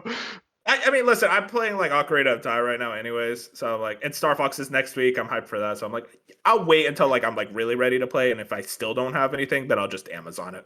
That's And kind of Jack my can't play because mentality. of his hands. So like Elliot went for 5 players to nothing. I Okay, mean, yeah, me and Jack, we got screwed because of like alternate scenarios, not because of Elliot's fault. That man and his poor hat. Which, by the way, I like the hat. It looks a little goofy. It looks fine to me, though. Come on, it's not that bad. that's a fair take. Let's talk about our topic this week, Fusion. I want to just real quick talk about the next 3 months. Usually I do this at the end of the month, but I realized that next week is GTA and it might also be the Xbox layoffs. Maybe. So I'm like, that's going to be a pretty stuffed news week. So I think I want to just do them now because it's just the two of us. And I wanted to talk a yap about the games coming out in the next few months. Real quick, anything in June you're looking forward to? The rest of June? No, actually, it might be the craziest gap of 007 in May to Black Flag in July where I have nothing. I mean, not That's a crazy. single new release, not a single new one. I'm like, I don't know what, like, I've been looking at my backlog, don't want to play this shit. And I'm like, I want a new game, and I'm like, there's actually nothing for me to play. It's actually absurd. Well, I'm here. Don't worry. For me, it's really just Star Fox. I can't fucking wait for that game. I've been thinking about it constantly, which I know is funny for a game that I can play right now on N64 NSO. But like I was seriously, saying, can't you load that up right now? I know I can't. But I'm just like I want to play it, dude. I like the graphics. And listen, we made a lot of fun of the designs. I've grown on the designs outside of Falco. I still think Falco looks hideous, but outside of that, Dude, I think I'm into him. I'm hyped for Yeah, that game. I don't. I'm not like I have nothing against Star Fox, but I also have nothing like I don't like. I'm not getting this game. Like it's not a thing where it's like I'm Oh just. well, you'll be getting it. Just to check your mailbox. I put a I'm just. bomb in there. Oh, great. But yeah, no, Somehow fit a bomb in a Star Fox case. but yeah, But I listen. I'm just excited for Star Fox to be coming back in some way. Most apparently, according to sales charts and data, it's like it's actually selling really well off of pre-orders. And hey, listen, this IP deserves to come back in some way. So hey, shout out to that. I'm excited for whatever the next Star Fox is. That's hopefully a new one, and not see, just if it was a 64 new Star again. Fox, I would have been in. Maybe not in, but I would have been like more inclined. It's just the fact that it's like what it It's is what it is, and I just don't care. it's a thing of like 64 has been remade at this point. It's been remade once on the 3DS, and then it got remade again through Zero. And then God, there was another. Oh, yes, Star Fox 64 is a remake. Which is the funniest part of all of this. It's a remake of the first game on SNES. It's been the thing is I could complain all I want, but then it's just like that's still Star Fox 64. And that game's fucking awesome. So hey, shout outs. I'm excited for it personally. Next week. Cannot wait. Then we get into July, and Fusion, you mentioned it already. Might as well bring it up first and foremost. High on Life 2, the game you're really excited for. Oh. No, in reality, it's Assassin's Creed Black Flag. What's the feeling around this game? Because I don't give a shit about this franchise. I need you to help me. Yeah, this is one where, for one, I've been on record. I like the Assassin's Creed games, at least the modern ones. You know what I mean? Like since Origins, I've been there for every Assassin's Creed release, for better or worse. Actually, not Mirage. Jack still gives me shit. Maybe I'll play Mirage one day, but like I don't know why I never played it. Like I was like interested in Mirage, probably because it did hit like a 77, and I was like, oh Jack, I gotta wait. You And I you went, got Elliotted. yeah, I got Elliot, and I just like also, but Mirage also came out. I swear, like 2 days before Alan Wake or something. Like it was Mirage came out in a crazy time. That's all I remember. Where it's like Elliot literally came out between nothing. Like I could play Elliot if I wanted to. Anyways, um, Black Flag's that one where it's like I dabbled with like the 360 version back in the day. Like, but it's one where it's like if I wanted any game to be remade even more than the originals, it was always Black Flag in my head. I love pirates. We don't get enough pirate video games. Dude, I've real. I've always heard how good Black Flag is as just a game, just outside of Assassin's Creed. Like it just is. People who don't like Assassin's Creed love Black Flag. So it's like everything they've shown of this remake just looks so good visually. The new combat system, the stealth, just like I'm ready to just experience it now as my first time actually going into it. And from 007, just a month ago at this rate, it's like I'm still itching for more stealth. And it's like at the very least, I know I'm getting good stealth with Assassin's Creed. Where it's like Mhm. I'm gonna be able to go take an outpost, hide in the grass, do whatever. I'm sure it's gonna be more bloated than I like, and it's still gonna have that Ubisoft open world where 20 hours in, I'm like, man, I just need to get this over with. But at least right now in the moment, I'm super excited for Black Flag. As I mentioned earlier, High on Life 2, none of us are picking. Oh, wait, that's just the Switch 2 port. I Okay, was we know saying what that's you're gonna be talking a about. port, right? Because that game Yeah, came yeah, out yeah. last year. Dude, actually, I think it came out this year. It Really? might have. Maybe you're Uh, right. I swear it came out last year, but yeah, check that out for me if you can. check. I Rhythm Heaven Groove is my other game for July. I can't fucking wait for that game. I love Oh, rhythm it games. came out in February. You're right. Yeah, I This felt year. like it came out this year. Yeah, it might be the least talked about game this year Yeah. from a I guess AAA what level. was High on Life 1 a December release when it came out forever ago? Yes, it was. It came So maybe out, that's what I I was think, thinking. yeah, 2022, I think. Yeah, December Um, 13th, 2022. Okay, so yeah, I guess that's what I was thinking of. Now, Fusion, there's something coming out on the 16th. You have the same list as me that I'm really hyped for. And I think you For know me well July, enough to know. Yeah, in July 16th. I think you know me well enough. I'll be very proud of you if you know what it is. roll there. Huh? I gotta scroll to get to July Oh, you're 16th. scrolling. Okay, okay. Yeah. While you Wow, do that, I'm gonna. there's a lot of games on July 16th. Yeah, which one is it though? You know me. Come on, Fusion. What is a game I never shut up about?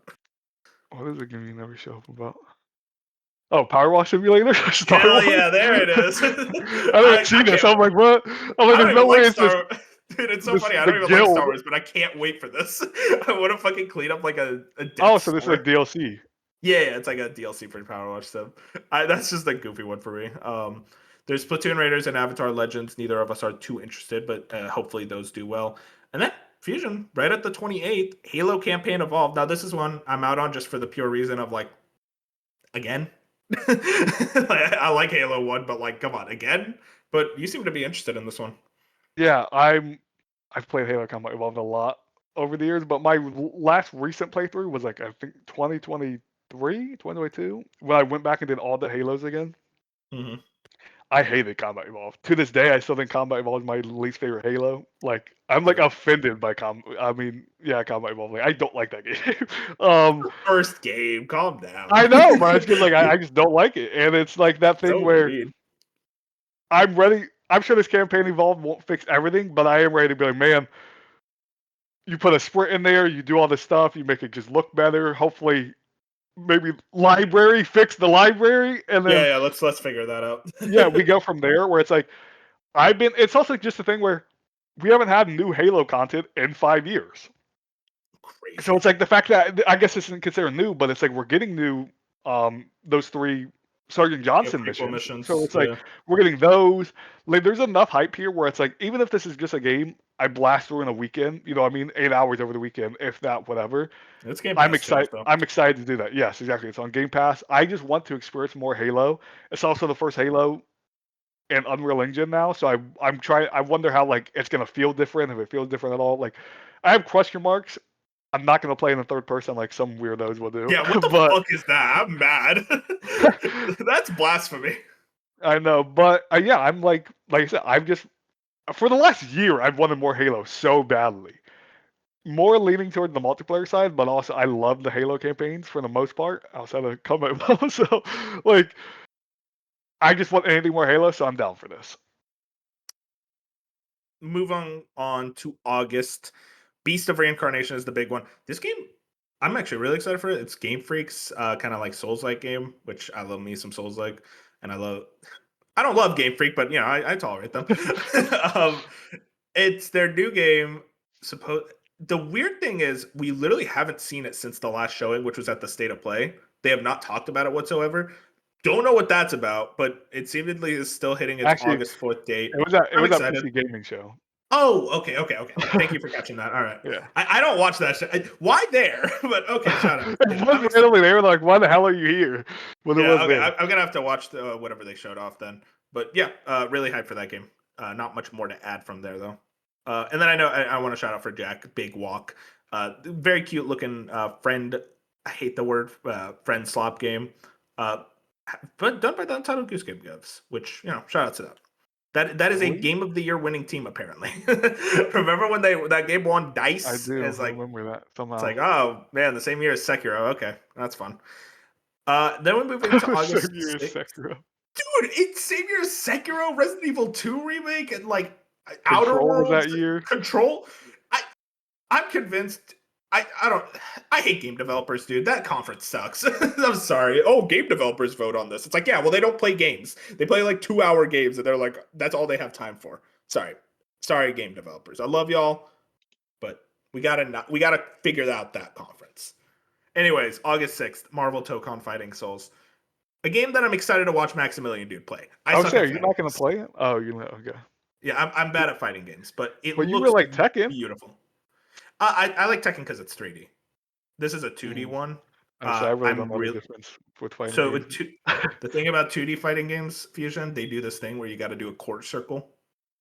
And I'm like, I don't want to do a quarter circle. You got to do like quarter circle. You got to move your joystick around to do combos and shit. I'm like, I don't want to do that. With Tekken, I just get to spam. And I'm like, hell yeah, this is awesome. Oh, I'm okay. excited to watch Maximilian Dude play this game, though. It looks really pretty. Really weird roster size, though. It's like a very tiny roster size for Yeah, some reason. I hope this hits for not only the fighting Same. community, but I hope it has enough like there with the Marvel IP to like go Like beyond a that big because mainstream. like it's PlayStation exclusive and on PC, so it's like you're already cutting for this type of game. You would like it to be on Xbox and everywhere. So I'm like I'm hoping it finds its audience. I'm hoping we're not reading stories of 3 months from now being like Marvel took on Fighting Souls super underperforms on players and all this because there's been a lot of fighting games at least in the last year that have kind of just fizzled out. I feel like. Yeah. No, it happened with Tekken, where it's just like the balance patches were dog shit, and the team was just not listening to the community. They were like, "All right, we're done with this game. We're not sticking with this anymore." Street Fighter 6 is seemingly still doing pretty well for itself, but like, yeah, this is the usual life cycle for a fighting game. But it's also like with Tekken, that was like, man, you guys really fucked that one up to the point where like Harada left, and then the director after him left, and it's like, I don't know what's gonna go on with Tekken after that. But we'll see. We need a new Smash game. That'll save fighting games forever. That we will forever have fighting games excited again. You know what we need actually, Fusion? We need multiverses to come back. Let's try Dude, I again. love multiverses, so I would take a third re-release. I really would. It's like, hey guys, we're back again. I would Like, use okay. OP Shaggy, like just Oh my god, continue to Shaggy's make Shaggy OP as hell, and like that'd be fine with me. shout out to Moon for Sinking City 2. I know he's excited for that game. Not much to say though. But then August 27th, Fusion. This is where the September bloodbath kind of officially begins. We're getting on the same day Resonance of Plague Tale Legacy and Star Wars Zero Company. I think you're interested in one. I know you're interested in Plague Tale. I Both. actually don't know about Star Wars. Okay, Yeah, you're both. interested in both. Like I'm mad they're on the same day. Like these are Yeah. both games that if they weren't the same day, they'd both be bought that day. Like I Oh, am okay. over like Plague Tale is that thing where if this was in September, it'd be like my third game in September easily. And September's Oh yeah. stacked. Star Wars Zero Company a little less, maybe 4 or 5, but it's still like I'm just super like just something about Zero Company and the way they're doing the combat and the way I've seen previews where they're talking about outside of combat, it's like this Mass Effect type stuff where you're talking to your Oh crew and yeah. all That protrudes it. yeah, where it's like all this stuff where it's just like that's the type of game I want to play at the moment, kind of like the Midnight Suns, where like I love Midnight Suns and no one ever talks about that game. It just them being when they were both announced on the same day, I was so pissed. I'm like, come on, man! Like I wish one of them was just a week forward, like August Yeah. 20th or something. Just move up. It's not gonna happen, but it's like whatever. Like I'm gonna hopefully get to both by the end of the year. Yeah. It's tough, man. Star Wars Zero Company looks awesome, but it's just I think there's so much around it that it's hard for me to want to jump in. But damn, does it look good? It Yeah, I it's in a it's a really weird spot. more XCOM style too. Yeah, like I'm like it's just out of the that month, it's like the most unique when it comes to gameplay, in my opinion.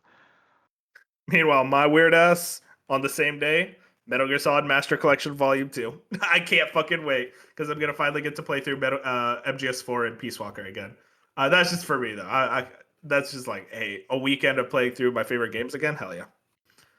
And You then know, from I've there, almost bought the first collection. I was looking at it this week. don't tempt me. I don't want to hear it. Why? You think I would love those games? I feel like you would like those games. I just think I think I would say I would love the game stories. I think I wouldn't hate the combat. okay. I think by 2 you would respect the gameplay. I feel like That's 1 is probably true. very I've arcade. only seen gameplay of 1, and that's why I 2, really haven't bought it yet. I saw some tank gameplay where he was fighting a tank. I'm like, I don't know if oh I can my do god. it. I mean, honestly, you could just if you really want me to be real, you could just put that game down to easy and just play peak. Put the first one on easy. Yeah, you could put the first game on easy. You could probably even mod it too to like Oh, be like, I don't want to fight. I just saw. I literally looked it up on YouTube. It's probably super early in the game, but the dude's sitting behind a pillar, just throwing grenades at this tank thing that's firing at him. And I'm like, he's opening up an inventory, and I'm like, so much is happening that it just does not look like this feels good. it But I'm like, the it story feels looks good to so me. cool. It feels good to me. But like it's that thing. One is just has one of the best stories in fiction, so like it's worth it. It's worth every bit of strife possible because that Mhm. story is so good. And then I think 2 refines the gameplay so much, and then 3 actually just feels like a modern game, like truly, even despite some of its tanky controls. I'm And just like, three, man, the that one that game just feels got phenomenal. remade, right? Yeah, 3 was the one that got remade and Yeah. looks like garbage. I'm sorry. No, I don't want to say that. I think it looks fine. I just don't. You played it, didn't you? Yeah, I loved it. Oh, yeah. I love it because I love 3. But like, I like the original 3 more. Listen, man, I like the piss filter. All right, sue me. That's crazy to say. R. I Kelly, okay. That is not crazy. That's so Don't crazy. compare me to R. Kelly. Who the hell's Bob, joining? why are you here? I'm just checking in from the reservoir. I felt bad I couldn't make it today. All right. All right, whipping boy. We talked a lot of shit about Xbox. Okay. Okay. Well, I figured, I should come in, take my lashings and then, head back out. I appreciate it. I You do appreciate it, man. deserve your lashings. The lashing is crazy. All right, Bob. Well, thank you for stopping in. You gonna play what was it? Palinoro on August 27th. What? You just made that word up. It literally is the game on August 27th. Fusion could tell you. That's crazy. No, I'm not. I'm gonna continue my Uncharted playthrough because I really enjoyed one, and I just started Good two. man. Good man. Good man. Proud of you. All right. Have a good one, Bob. Also, Enjoy it. I'm looking at jet skis right now, and I'm feeling the PTSD. The jet ski. Fusion, Crazy. do you like the jet ski in Uncharted 1? Because I've heard people Okay, say they have like fun, it. guys. Thank you, Yeah. Bob. Do I like it? I think don't people know. overreact about it, but I I see don't people like say it, they but like it. no, I don't think I like it. I think they're just, for one, it reminds me of, in the same way Crash has the vehicle levels. Like, Yeah. it's Where it's just just like, like, okay, we're doing this for a couple seconds. yeah, All it's right. like, why are we doing this? Um, It's an Not attempt all to like jet ski mix levels it are up. built the same in Uncharted. Like, there's one specifically that I remember being so pissed dying at, but like, Yeah. I don't think they're horrendous. They're just like not my favorite levels. If they work out cool and you are getting it and like you're not dying, they're kind of cool. You know what I mean? They're like, this is cinematic, like we're doing the thing, but no, they're not particularly good, I would say. Yeah, because I've seen Uncharted fans go like, "Oh, these are overhated." It's like, no, I don't think so. They're not very good, but like, let's calm down. They're just properly hated, I guess. I don't know. Yeah. They're Let's never get into enough where I'm September. like, this game sucks. You know what I mean? Exactly. Yeah. Let's get into September now. September 3rd is the start of it all with Orbitals for me. That's on Switch too. I'm excited. That's a very It Takes Two with the anime art style that I'm really interested in. I just need to find someone to play it with. But You're gonna then play it before Split Fiction. I will play Split Fiction eventually. My Not friend keeps eventually. bringing it up. We were just like, oh yeah, we should probably play that. And we also have on the same day Blood of the Dawn Walker. This is the game from the ex Witcher 3 lead developer, I think it was. Very anticipated. People are hyped for it. Future, what's your thoughts on this game? This is one where I was actually talking to Bop in the Discord yesterday or the day before, where I'm like, it's former CDPR, it's fantasy, it's dark fantasy, like open world RPG. This should be my shit. And up until like this year, like I was there, I remember sending you guys the reveal trailer for this game. Like Oh I yeah, was you were all in. hyped. Like I was hyped for this game, and I don't understand why. Every showing since then, I've kind of fizzled out just more and more. And I think a bunch of things add up. For one, I hate directional combat. And when I mean directional melee Like combat For in a way Honor? where, yes, like For Honor or Kingdom Come, I don't want my melee gameplay to be like that. I do not want to have to hit left when they're blocking right. Like that just, no, like I'm sure people love it and they're like, it makes it more immersive and in depth and you got to think. I could care less. I'll hack and slash for all. You know what I mean? I I'm feel here that. to have fun. And to me, For Honor, For Honor is different because you're playing PvP against other players, so that Mhm. makes sense to me. You know what I mean? It's a chess match. When I'm doing it in a single player game like Kingdom Come, I get frustrated after a while. I'm like, this just isn't fun. And when they showed the gameplay to this a year ago, however long ago, and that's the gameplay that came up, where they're like, you want to hit right, blah blah blah, do all this stuff. I was like, man, for one, I'm a freaking vampire. Like, I should just be able to do what I want. Why am I worrying about the rules of Yeah. engagement? But two, yeah, I think so. That really turned me off at one point. And then it was just kind of like the time limit thing stacked up. And then the thing that kind of turned me off the most was that Summer Game Fest trailer where they showed the modern day shit for no reason, and they're like, "Hey, Oh, you didn't like that? we're building our way towards the modern. Like this is just the beginning. Why are you showing me this now? Like this game not been out yet. This game could flop, and you can never make another one. Hopefully not. Like I really hope this game is fantastic, sells very well. I hope I play it eventually. But it's like you're already trying to align this entire thing, saying like all of this takes place in the past, and this vampire, you're a vampire from modern day. Like, for one, if you're gonna do that, you could have revealed it in the game, and that would have been way cooler. And then for two, it's just way too early in this franchise and the IP to start announcing things like that. Yeah, I don't know why game devs do that. It's a show of confidence in an industry that is increasingly unconfident, which like I kind of respect, but it's also like, dude, you don't know if this is gonna do well. Like, you could be showing us something that we'll never play, like with Yeah. Senua, where it's just like, I don't want to see that. I want to let the game speak for itself rather than the future of the IP, I guess. Which, yeah, I get that. It is interesting the hype I've seen around this game, especially from people who aren't even that like tuned into the space like us. Having said all that, it's like I do think this is probably going to do pretty well, review wise. It's My like thing, super wish listed, isn't it? Like this is like yeah, top it has a lot 3 of wish wish listed lists. game on Steam or something. Which, I mean, hey, directing Witcher 3 gets you a lot of clout. Yeah. I'll definitely say that. It's just, it's what you were saying about the combat fusion, where I'm like, why do Western RPG devs act like combat is so hard? Like, I feel like it's really easy. Just make it where when I hit someone, it sounds good.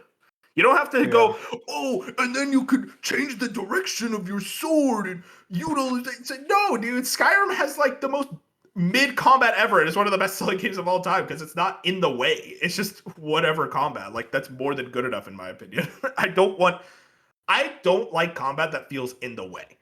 Like, in Yeah, a and that's Western how I RPG, feel I about can directional melee combat. exactly. It's like I can accept mid combat in a Western RPG because like you have so many systems. I'm like, fine, whatever, I'll deal with it. But like, bro, don't get in my way where every time I'm in a battle, I'm like, like, dude, that's not what I want to hear in a game. And if So this yeah, game, everything you're hearing saying is like, oof, that's tough.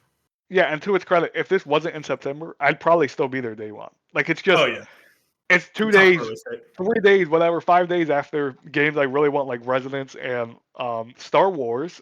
It's just, and then it's like it's 2 weeks from Wolverine. Like it sits in a spot where I wish this game was now, in Yeah. June, with nothing else, or like just something where it's like it needed its own 3 to 4 weeks. Where if I really wanted it, I could sit with it and sink my time into it, because it's gonna be.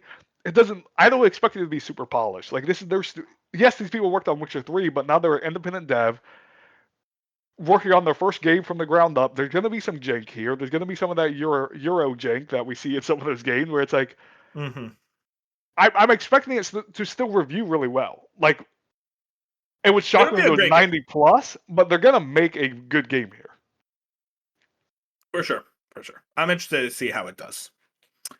On September 8th is Halloween. Neither of us are interested, but it's just Ilphonic, I think it I is. might play it, yeah. Oh, you Honestly, might. Is it because like a friends thing? my friend group loves Ilphonic. Like, Okay. that's like Friday the 13th. It was like back in high school. That game is so good. We put hours and hours and hours in that. Then we tried. They put out another one. They put out like a billion. But we've been there for a few Ilphonics releases. Nothing Oh, has you're ever been as good as Friday 13th. But Halloween, if it was up to me, I would not get Halloween. But all my yeah. friends, if they get it, they're gonna force me to get it. I'm gonna have to play. I do love with Friday the 13th. I've always heard it's just like it's really good because Jason is stupidly broken. It's like that sounds And awesome. my one friend kickstarted the game, so he had an even more broken Jason that was Oh my exclusive god. to him. He could go invisible. It was it was bullshit, bro. Like he could like go through walls. He had something insane ability that only he had when he was Jason. He's like, you guys should have kickstarted the game. Like it was so miserable when he was Jason because he had the craziest build I've ever seen. Mm-hmm. That's crazy. I love that. That game is very fun. It's really sad what happened to it, where it was just like, Oh yeah, we just lost the license. It's like, what? yeah. And and again they put out Ghostbusters, they put out They Predator, put they out a put out a lot. bunch at this Shout out point, to and Sinophonic. nothing has hit. But they're all like cool games. This looks the best that they've made in a while. Yeah, and I think they do well enough to where it's like, okay, we can fund the next one. So like, it's Yeah, not like they're bombs. Let's move into September 15th for the next big game, which is Marvel's Wolverine. I think we're both very interested in this game, Fusion. I love Insomniac. You love Insomniac. I really like Wolverine as a character. I've changed. I used to be a hater, but then I started watching X-Men stuff. I'm like, wait, he's kind of cool. I'm really digging it. I will say, my prediction for this game is I'm gonna really love the gameplay. I'm not gonna give a shit about the story, or I'm just not gonna be like, I'm gonna be disappointed in the story. And maybe I shouldn't go in with those expectations, but I'm just like, I feel like Insomniac storytelling hasn't hit as hard for me personally lately. yeah, they're not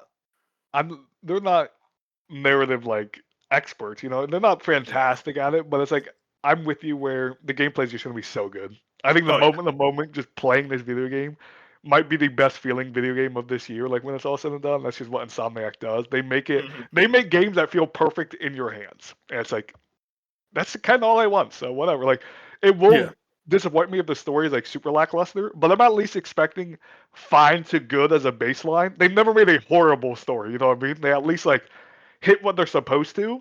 So if they give me more than that, I just want it to be super mature. At the end of the day, I would love it to be Yeah. mature and gritty. And I don't know Agreed. if Insomniac has the chops to pull that off, but like that's what I want from this story. Agreed. I don't want it to be like I'm fine with quips in a superhero thing, but like I don't want too many quips where it feels like it's like okay, we're just making jokes every 5 seconds. Like that Yeah, doesn't feel like a and he's not Wolverine Spider game. Man. He's not Peter Parker. So. Exactly. I don't want to hear go like kick someone off a building. It's like, watch your way down, bub. It's like, what? Wolverine would not say that. But yeah, I'm excited. I think it's going to be a blast. And also linear, thank God. It's not open world. We don't need it to be Yeah, open that world. would be nice.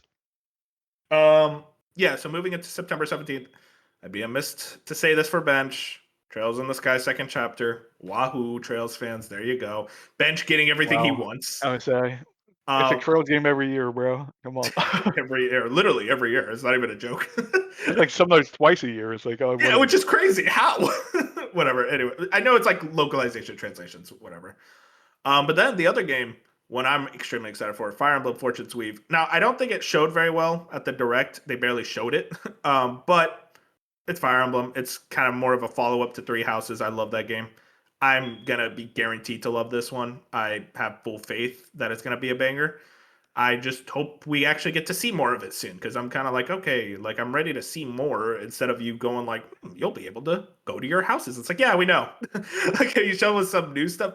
They did a thing in the Direct Fusion where they were like, oh, and you'll be able to go out on dungeons. I'm like, oh, okay, cool. Can we hear about like what the gameplay will be like in those like dungeons? It looks more action based. Oh, I want to hear more about that. It's like, all right, now on the September 17th. It's like, what? Like, you're whatever. Anyways, rant over. I'm excited for this game. Love Fire Emblem. And then moving on to September 20. Oh no, that's Dune Awakening, the single player. September 24th. Real quick, I want to shout out Silent Hill Townfall. I'm very interested in that game. That's I forget. It's being developed, I think, by the Observer devs. I'll look that up in a second. But I do love Silent Hill. This is more of a first-person one, published by Annapurna. I'm very interested in this game. I want to see what the reviews look like. But the big game for September 24th, Fusion, and I know for a fact this is your most anticipated game of the year, Control, or second most anticipated, Control Resonant. This is all you, man. I'm excited. I'm excited for Melee Control, really. But I know this is one that you're really, really hyped for. After so many months of you saying it won't be this year, and Okay. Here's the thing. I was the one that got egg on my face because I traded it for Dust Blitz, and I don't know if Dust Blitz is going to be this year. And that's So, like, I'm pretty sure when you made that trade, I was like, I'm more confident Control is gonna hit this year than Dust Blitz. I think usually if Nintendo or FromSoft puts a date on a year, they hit that year, but apparently not this time. Whatever. But yeah, Anyways, this is up there with like I'm in a weird way. I'm like super excited, but there's like 5 to 10% less excitement than I wish I was, if that makes sense. Oh, interesting. And I think it is the melee combat, or I think it's a Yeah. mixture of the melee combat being so different than Control, where I know not everyone loved it, but I love the shooting combat in Control and just how that vibed with the world. So it's like you're already going a totally different route, which is cool, fine, whatever. All the previews have said it's awesome. Like it actually feels really good. So like I'm not worried they won't nail that.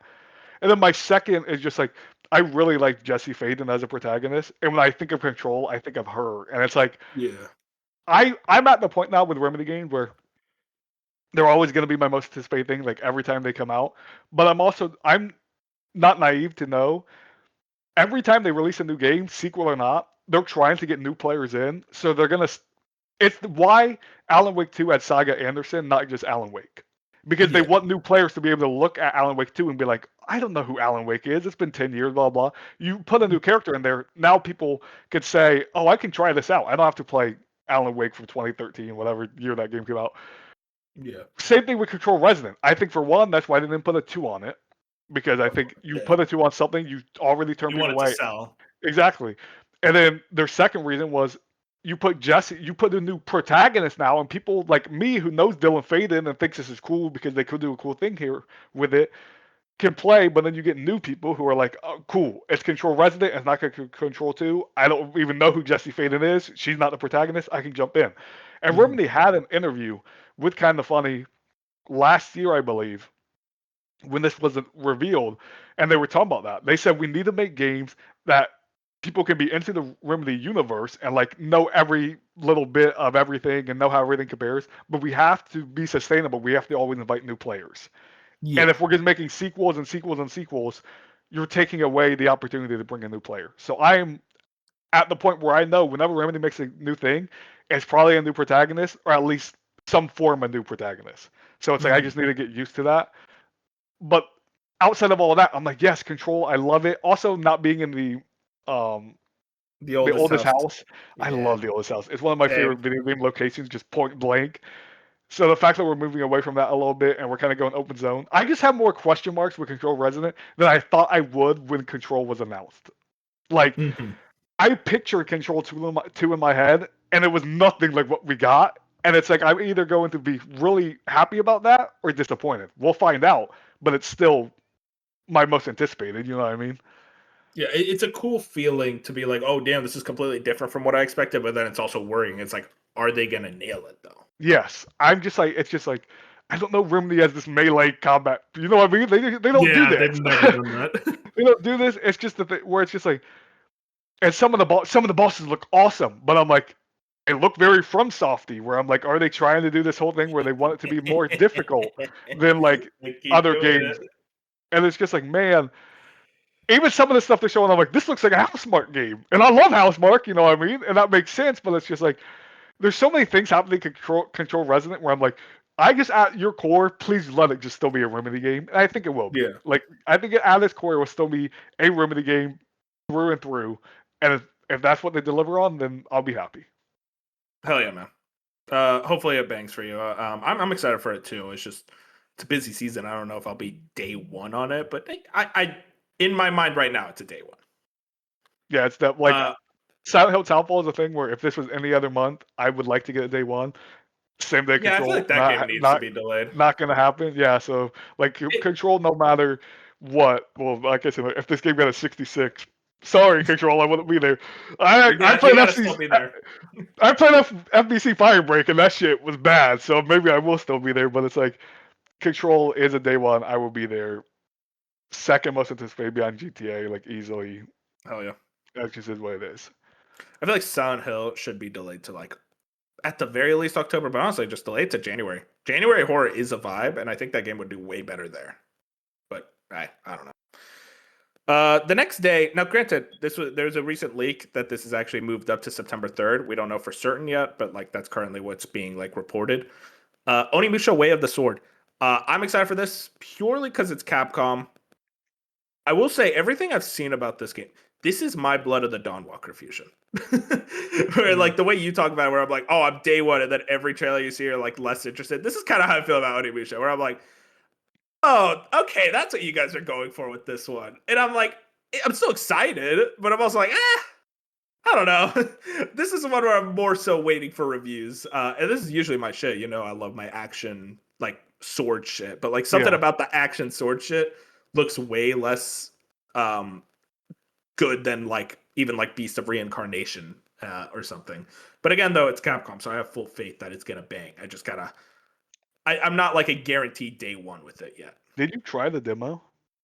I have it downloaded, so I haven't tried Because it yet. that was one thing where I'm kind of like you, where out of the Capcom games this year, this was the one where it's just like I have less interest in, even though I shouldn't. But the demo really has turned me off. Where I've been watching, and they said, I forget whoever works over there, came out and was like, we made the demo like super easy. It will be harder than this. But I'm like, man, Yeah. I watched that demo and it looks brain dead, like actually brain dead combat. Where I'm like, man, this Yeah, I hope they do a isn't cool. second demo. That's my hope. Where it's like, okay, we're gonna make it hard now.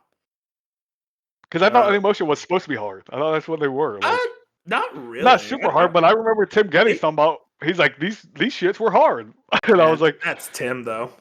No, I'm kidding. I'm true, kidding. but But no, like I get what you mean. It's in a world of Onimusha's coming back in a world of FromSoft and like Souls likes, where it's like Onimusha used to have like no real competition for like kind of the swordsman samurai type game. Now there's like a new one of those every month, so it's kind of tough for it. Yeah, I think it'll still find a niche. I believe in Capcom, but it's also like I don't know what this game is really. I do want to try that demo still because I have heard the same things you have. And then the last game for us, Minecraft Dungeons 2. All right, that's it though. There's some estimated Q3s. Dark's I don't think excited there's for that. anything here. Dark likes that game. What's up? I said Dark likes Minecraft Dungeons. He'll be there. Dark's game of the year is Lego Batman. That kid is 5. I don't mean to be That's disrespectful to crazy. Lego Batman, Your but like, favorite, your game of the year every year is Mario. okay, I'm just saying, I don't know. There's a big difference. There is a difference. Lego There's games probably are there's a substantially- difference of like 3 years of age. No. Lego games are for like toddlers, and Mario games are for everybody. Okay, there's the difference. I'll hold you to it. What? I just I know would that say, new 3D. like, I'm just saying that 3D Mario is going to be higher rated than Control Resident. All right, if we're gonna talking shit about our maybe goats. if it comes out. I'm not talking crap about Mario, If but it you can't comes talk crap out! about Lego. You can't talk Lego Batman as a kids game and be a Mario fan. Mario, they are a kids game, and it's fine. They're for everybody. And so is Lego Batman. No, it is not. Dude, You should the way not be a grown man playing Lego games. marketed Lego Batman, there was not a single bit of marketing in that game that said anything about kids. They're literally quoting movies and talking all. They want millennials to play it. I think all games are for everyone, truly. But I feel like if you're like, oh, I'm a Lego games fan, I look at you a little differently.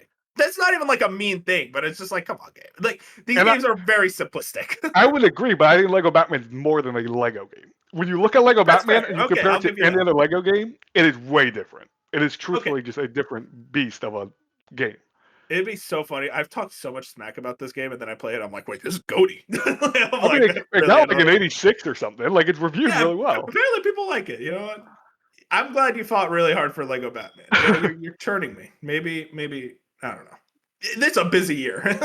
I'm supposed to play it at some point, but yeah, you did promise, Dark. But 007 was literally like what, 2 days game after? Of the year. Like that's weird though, right? I did not expect it to be his game of the year. I will say that. I did not. Like, come on, Resident Evil and, over 007. 007, yeah, bro. Like, come on. I'm just he has it over. He has it over RE4. I said, "There's no way." Yeah, okay. I'm glad we roasted him for a bit. But yeah, that's the next quarter of games. Fusion, really strong quarter. Obviously, you're talking about the September Bloodbath, but even then, it's like there's a lot of stuff I want to play even in the months before. It's like you said, you hit August, and it's kind of just goes. You know what I mean? We just hit even for some. I know July is kind of like the remake month, but even then, it's like Black Flag. That could take 60 hours for people. You know what I mean? That's a large game. It's like I'm excited for Rhythm Heaven in July as well. Splatoon Raiders, I know a lot of people are hyped for. Like, there's stuff in these months. I'm excited. Fire Emblem's gonna take 100 hours, probably. Yeah, that one actually pisses me off. That's why I wish it was August. I'm like, come on, dude. I want to spend 100 hours with you, but you're next to everything else I want to play. But honestly, the big one for me is still for the rest of the year before GTA is Phantom Blade Zero, and that's late October. I'm like, thank you. That is the perfect day. I am so happy it's late October. It was really nice they moved. Yeah, thank God. But yeah, shout out to that. Fusion, that's everything that's going to be coming out. We already talked. There's not really anything we've been playing currently that's released recently, but I do want to shout out. I did finally beat Rebirth. 103 hours. I wrote my little review. It's on my backlog if you want to read it fully. But I was very positive on the game outside of when they went finagly and fucked around with the narrative. That's the stuff that pissed me off. Especially the way they handled the... What? I hate that narrative, bro. It's the ending for me, man. I think the story is really like it's still Final Fantasy VII story, which I love, and then it's like, oh, they fucked around at the end. Okay. Yeah, no. I think. What about the box moment? The what? The box with Kate Sith. Oh my dude, what the fuck was that? Oh my god, that is evil. What is wrong with them? I don't know. Yeah, I really like that game still. Not as much as Bench, clearly, but I thought that game was a ton of fun, but I'm like, my God, we got to stop fucking around with this story. The story is more than good enough on its own to where you could just kind of tell it as it is and like add little additions here and there to add to the world and the lore. But instead, you were like, but what if the timeline? Whoa, what if we went a little crazy? It's like, no, dude, shut Then up. there's a rift, and a ratchet comes from the rift, and you're like, what's happening? It's like, wait, now it's fire. Hang on. And last Yeah. thing I gotta say, I can't believe Red 13 sounds like that, dude. That's so weird. It was a decision. It's funny, Fusion, because like in the original game, they mentioned it's like, oh, Red 13, you sound different. It's like, yeah, this is my real voice. But like, there's no voice acting in it, so you don't think about it. Yeah. So playing Rebirth, and he's like, all right, guys, let's go. I'm like, what? What happened to my aura-filled king? I know he's negative aura from that moment on. Legitimately. I was like, oh, this lost so many points for you. I'm sorry, Red 13. I can't believe this. But yeah, otherwise, amazing game. Really, really liked it. Combat Just stellar. So good. Yeah, and shout outs to Cloud, dude. There are people who like Zach more than Cloud, and I'm like, you guys are weird. Because Cloud is Cloud's so my cool. guy. Yeah, That's Cloud my is my. fucking It's like for as much shit as I will give Rebirth, it's like I still love every character. Well, not every character, but for the most, it's like most of them. I adore those characters, and it's like Cloud is so cool, and I will bat for Cloud every day of the week. You know what I mean? Oh, Like yeah. I just And there were Vincent, still bro. so many things I love So that. happy seeing him. Did you at some point stop 100%ing the open world, right? No, Or I you were still like, I'm kept done going. doing this? Oh, No, okay. I did everything for the most part. At a certain point, there was a point for the super boss, you have to fight all the summons again, but you fight two of them at the same time. I'm like, I'm not doing that. I'm just not doing that. That's not fun at all. And so I'm saving that for when I eventually do like the hard mode playthrough and just go for the 100% then. Probably right before Revelation comes out. But yeah, really good game. Finally done. Jesus Christ. And with that, Fusion, I think we're done. Thank you for joining me, man. It was a really fun episode. We talked a lot of shit on Xbox, but we got to talk. We got to balance that out by talking about things we're excited for. So I think it worked out. Yeah, we made sure it wasn't just a totally negative news episode, which it could have been. Yeah, especially in the gaming industry nowadays, it's very easy for that to be the case. And then like next week, it's like GTA. Hopefully Xbox can just lay. dude. Hopefully Xbox lays low for 1 week. Just give Yeah, us 1 Xbox, week. can you where like just- shut up for 1 week so I could get the GTA pre-orders and be happy about that? Yeah. That's all I want. I'm kind of pissed we gotta wait the whole week. They're making Yeah. us wait. You know what I mean? But you know, it'll be worth it. It'll be worth it.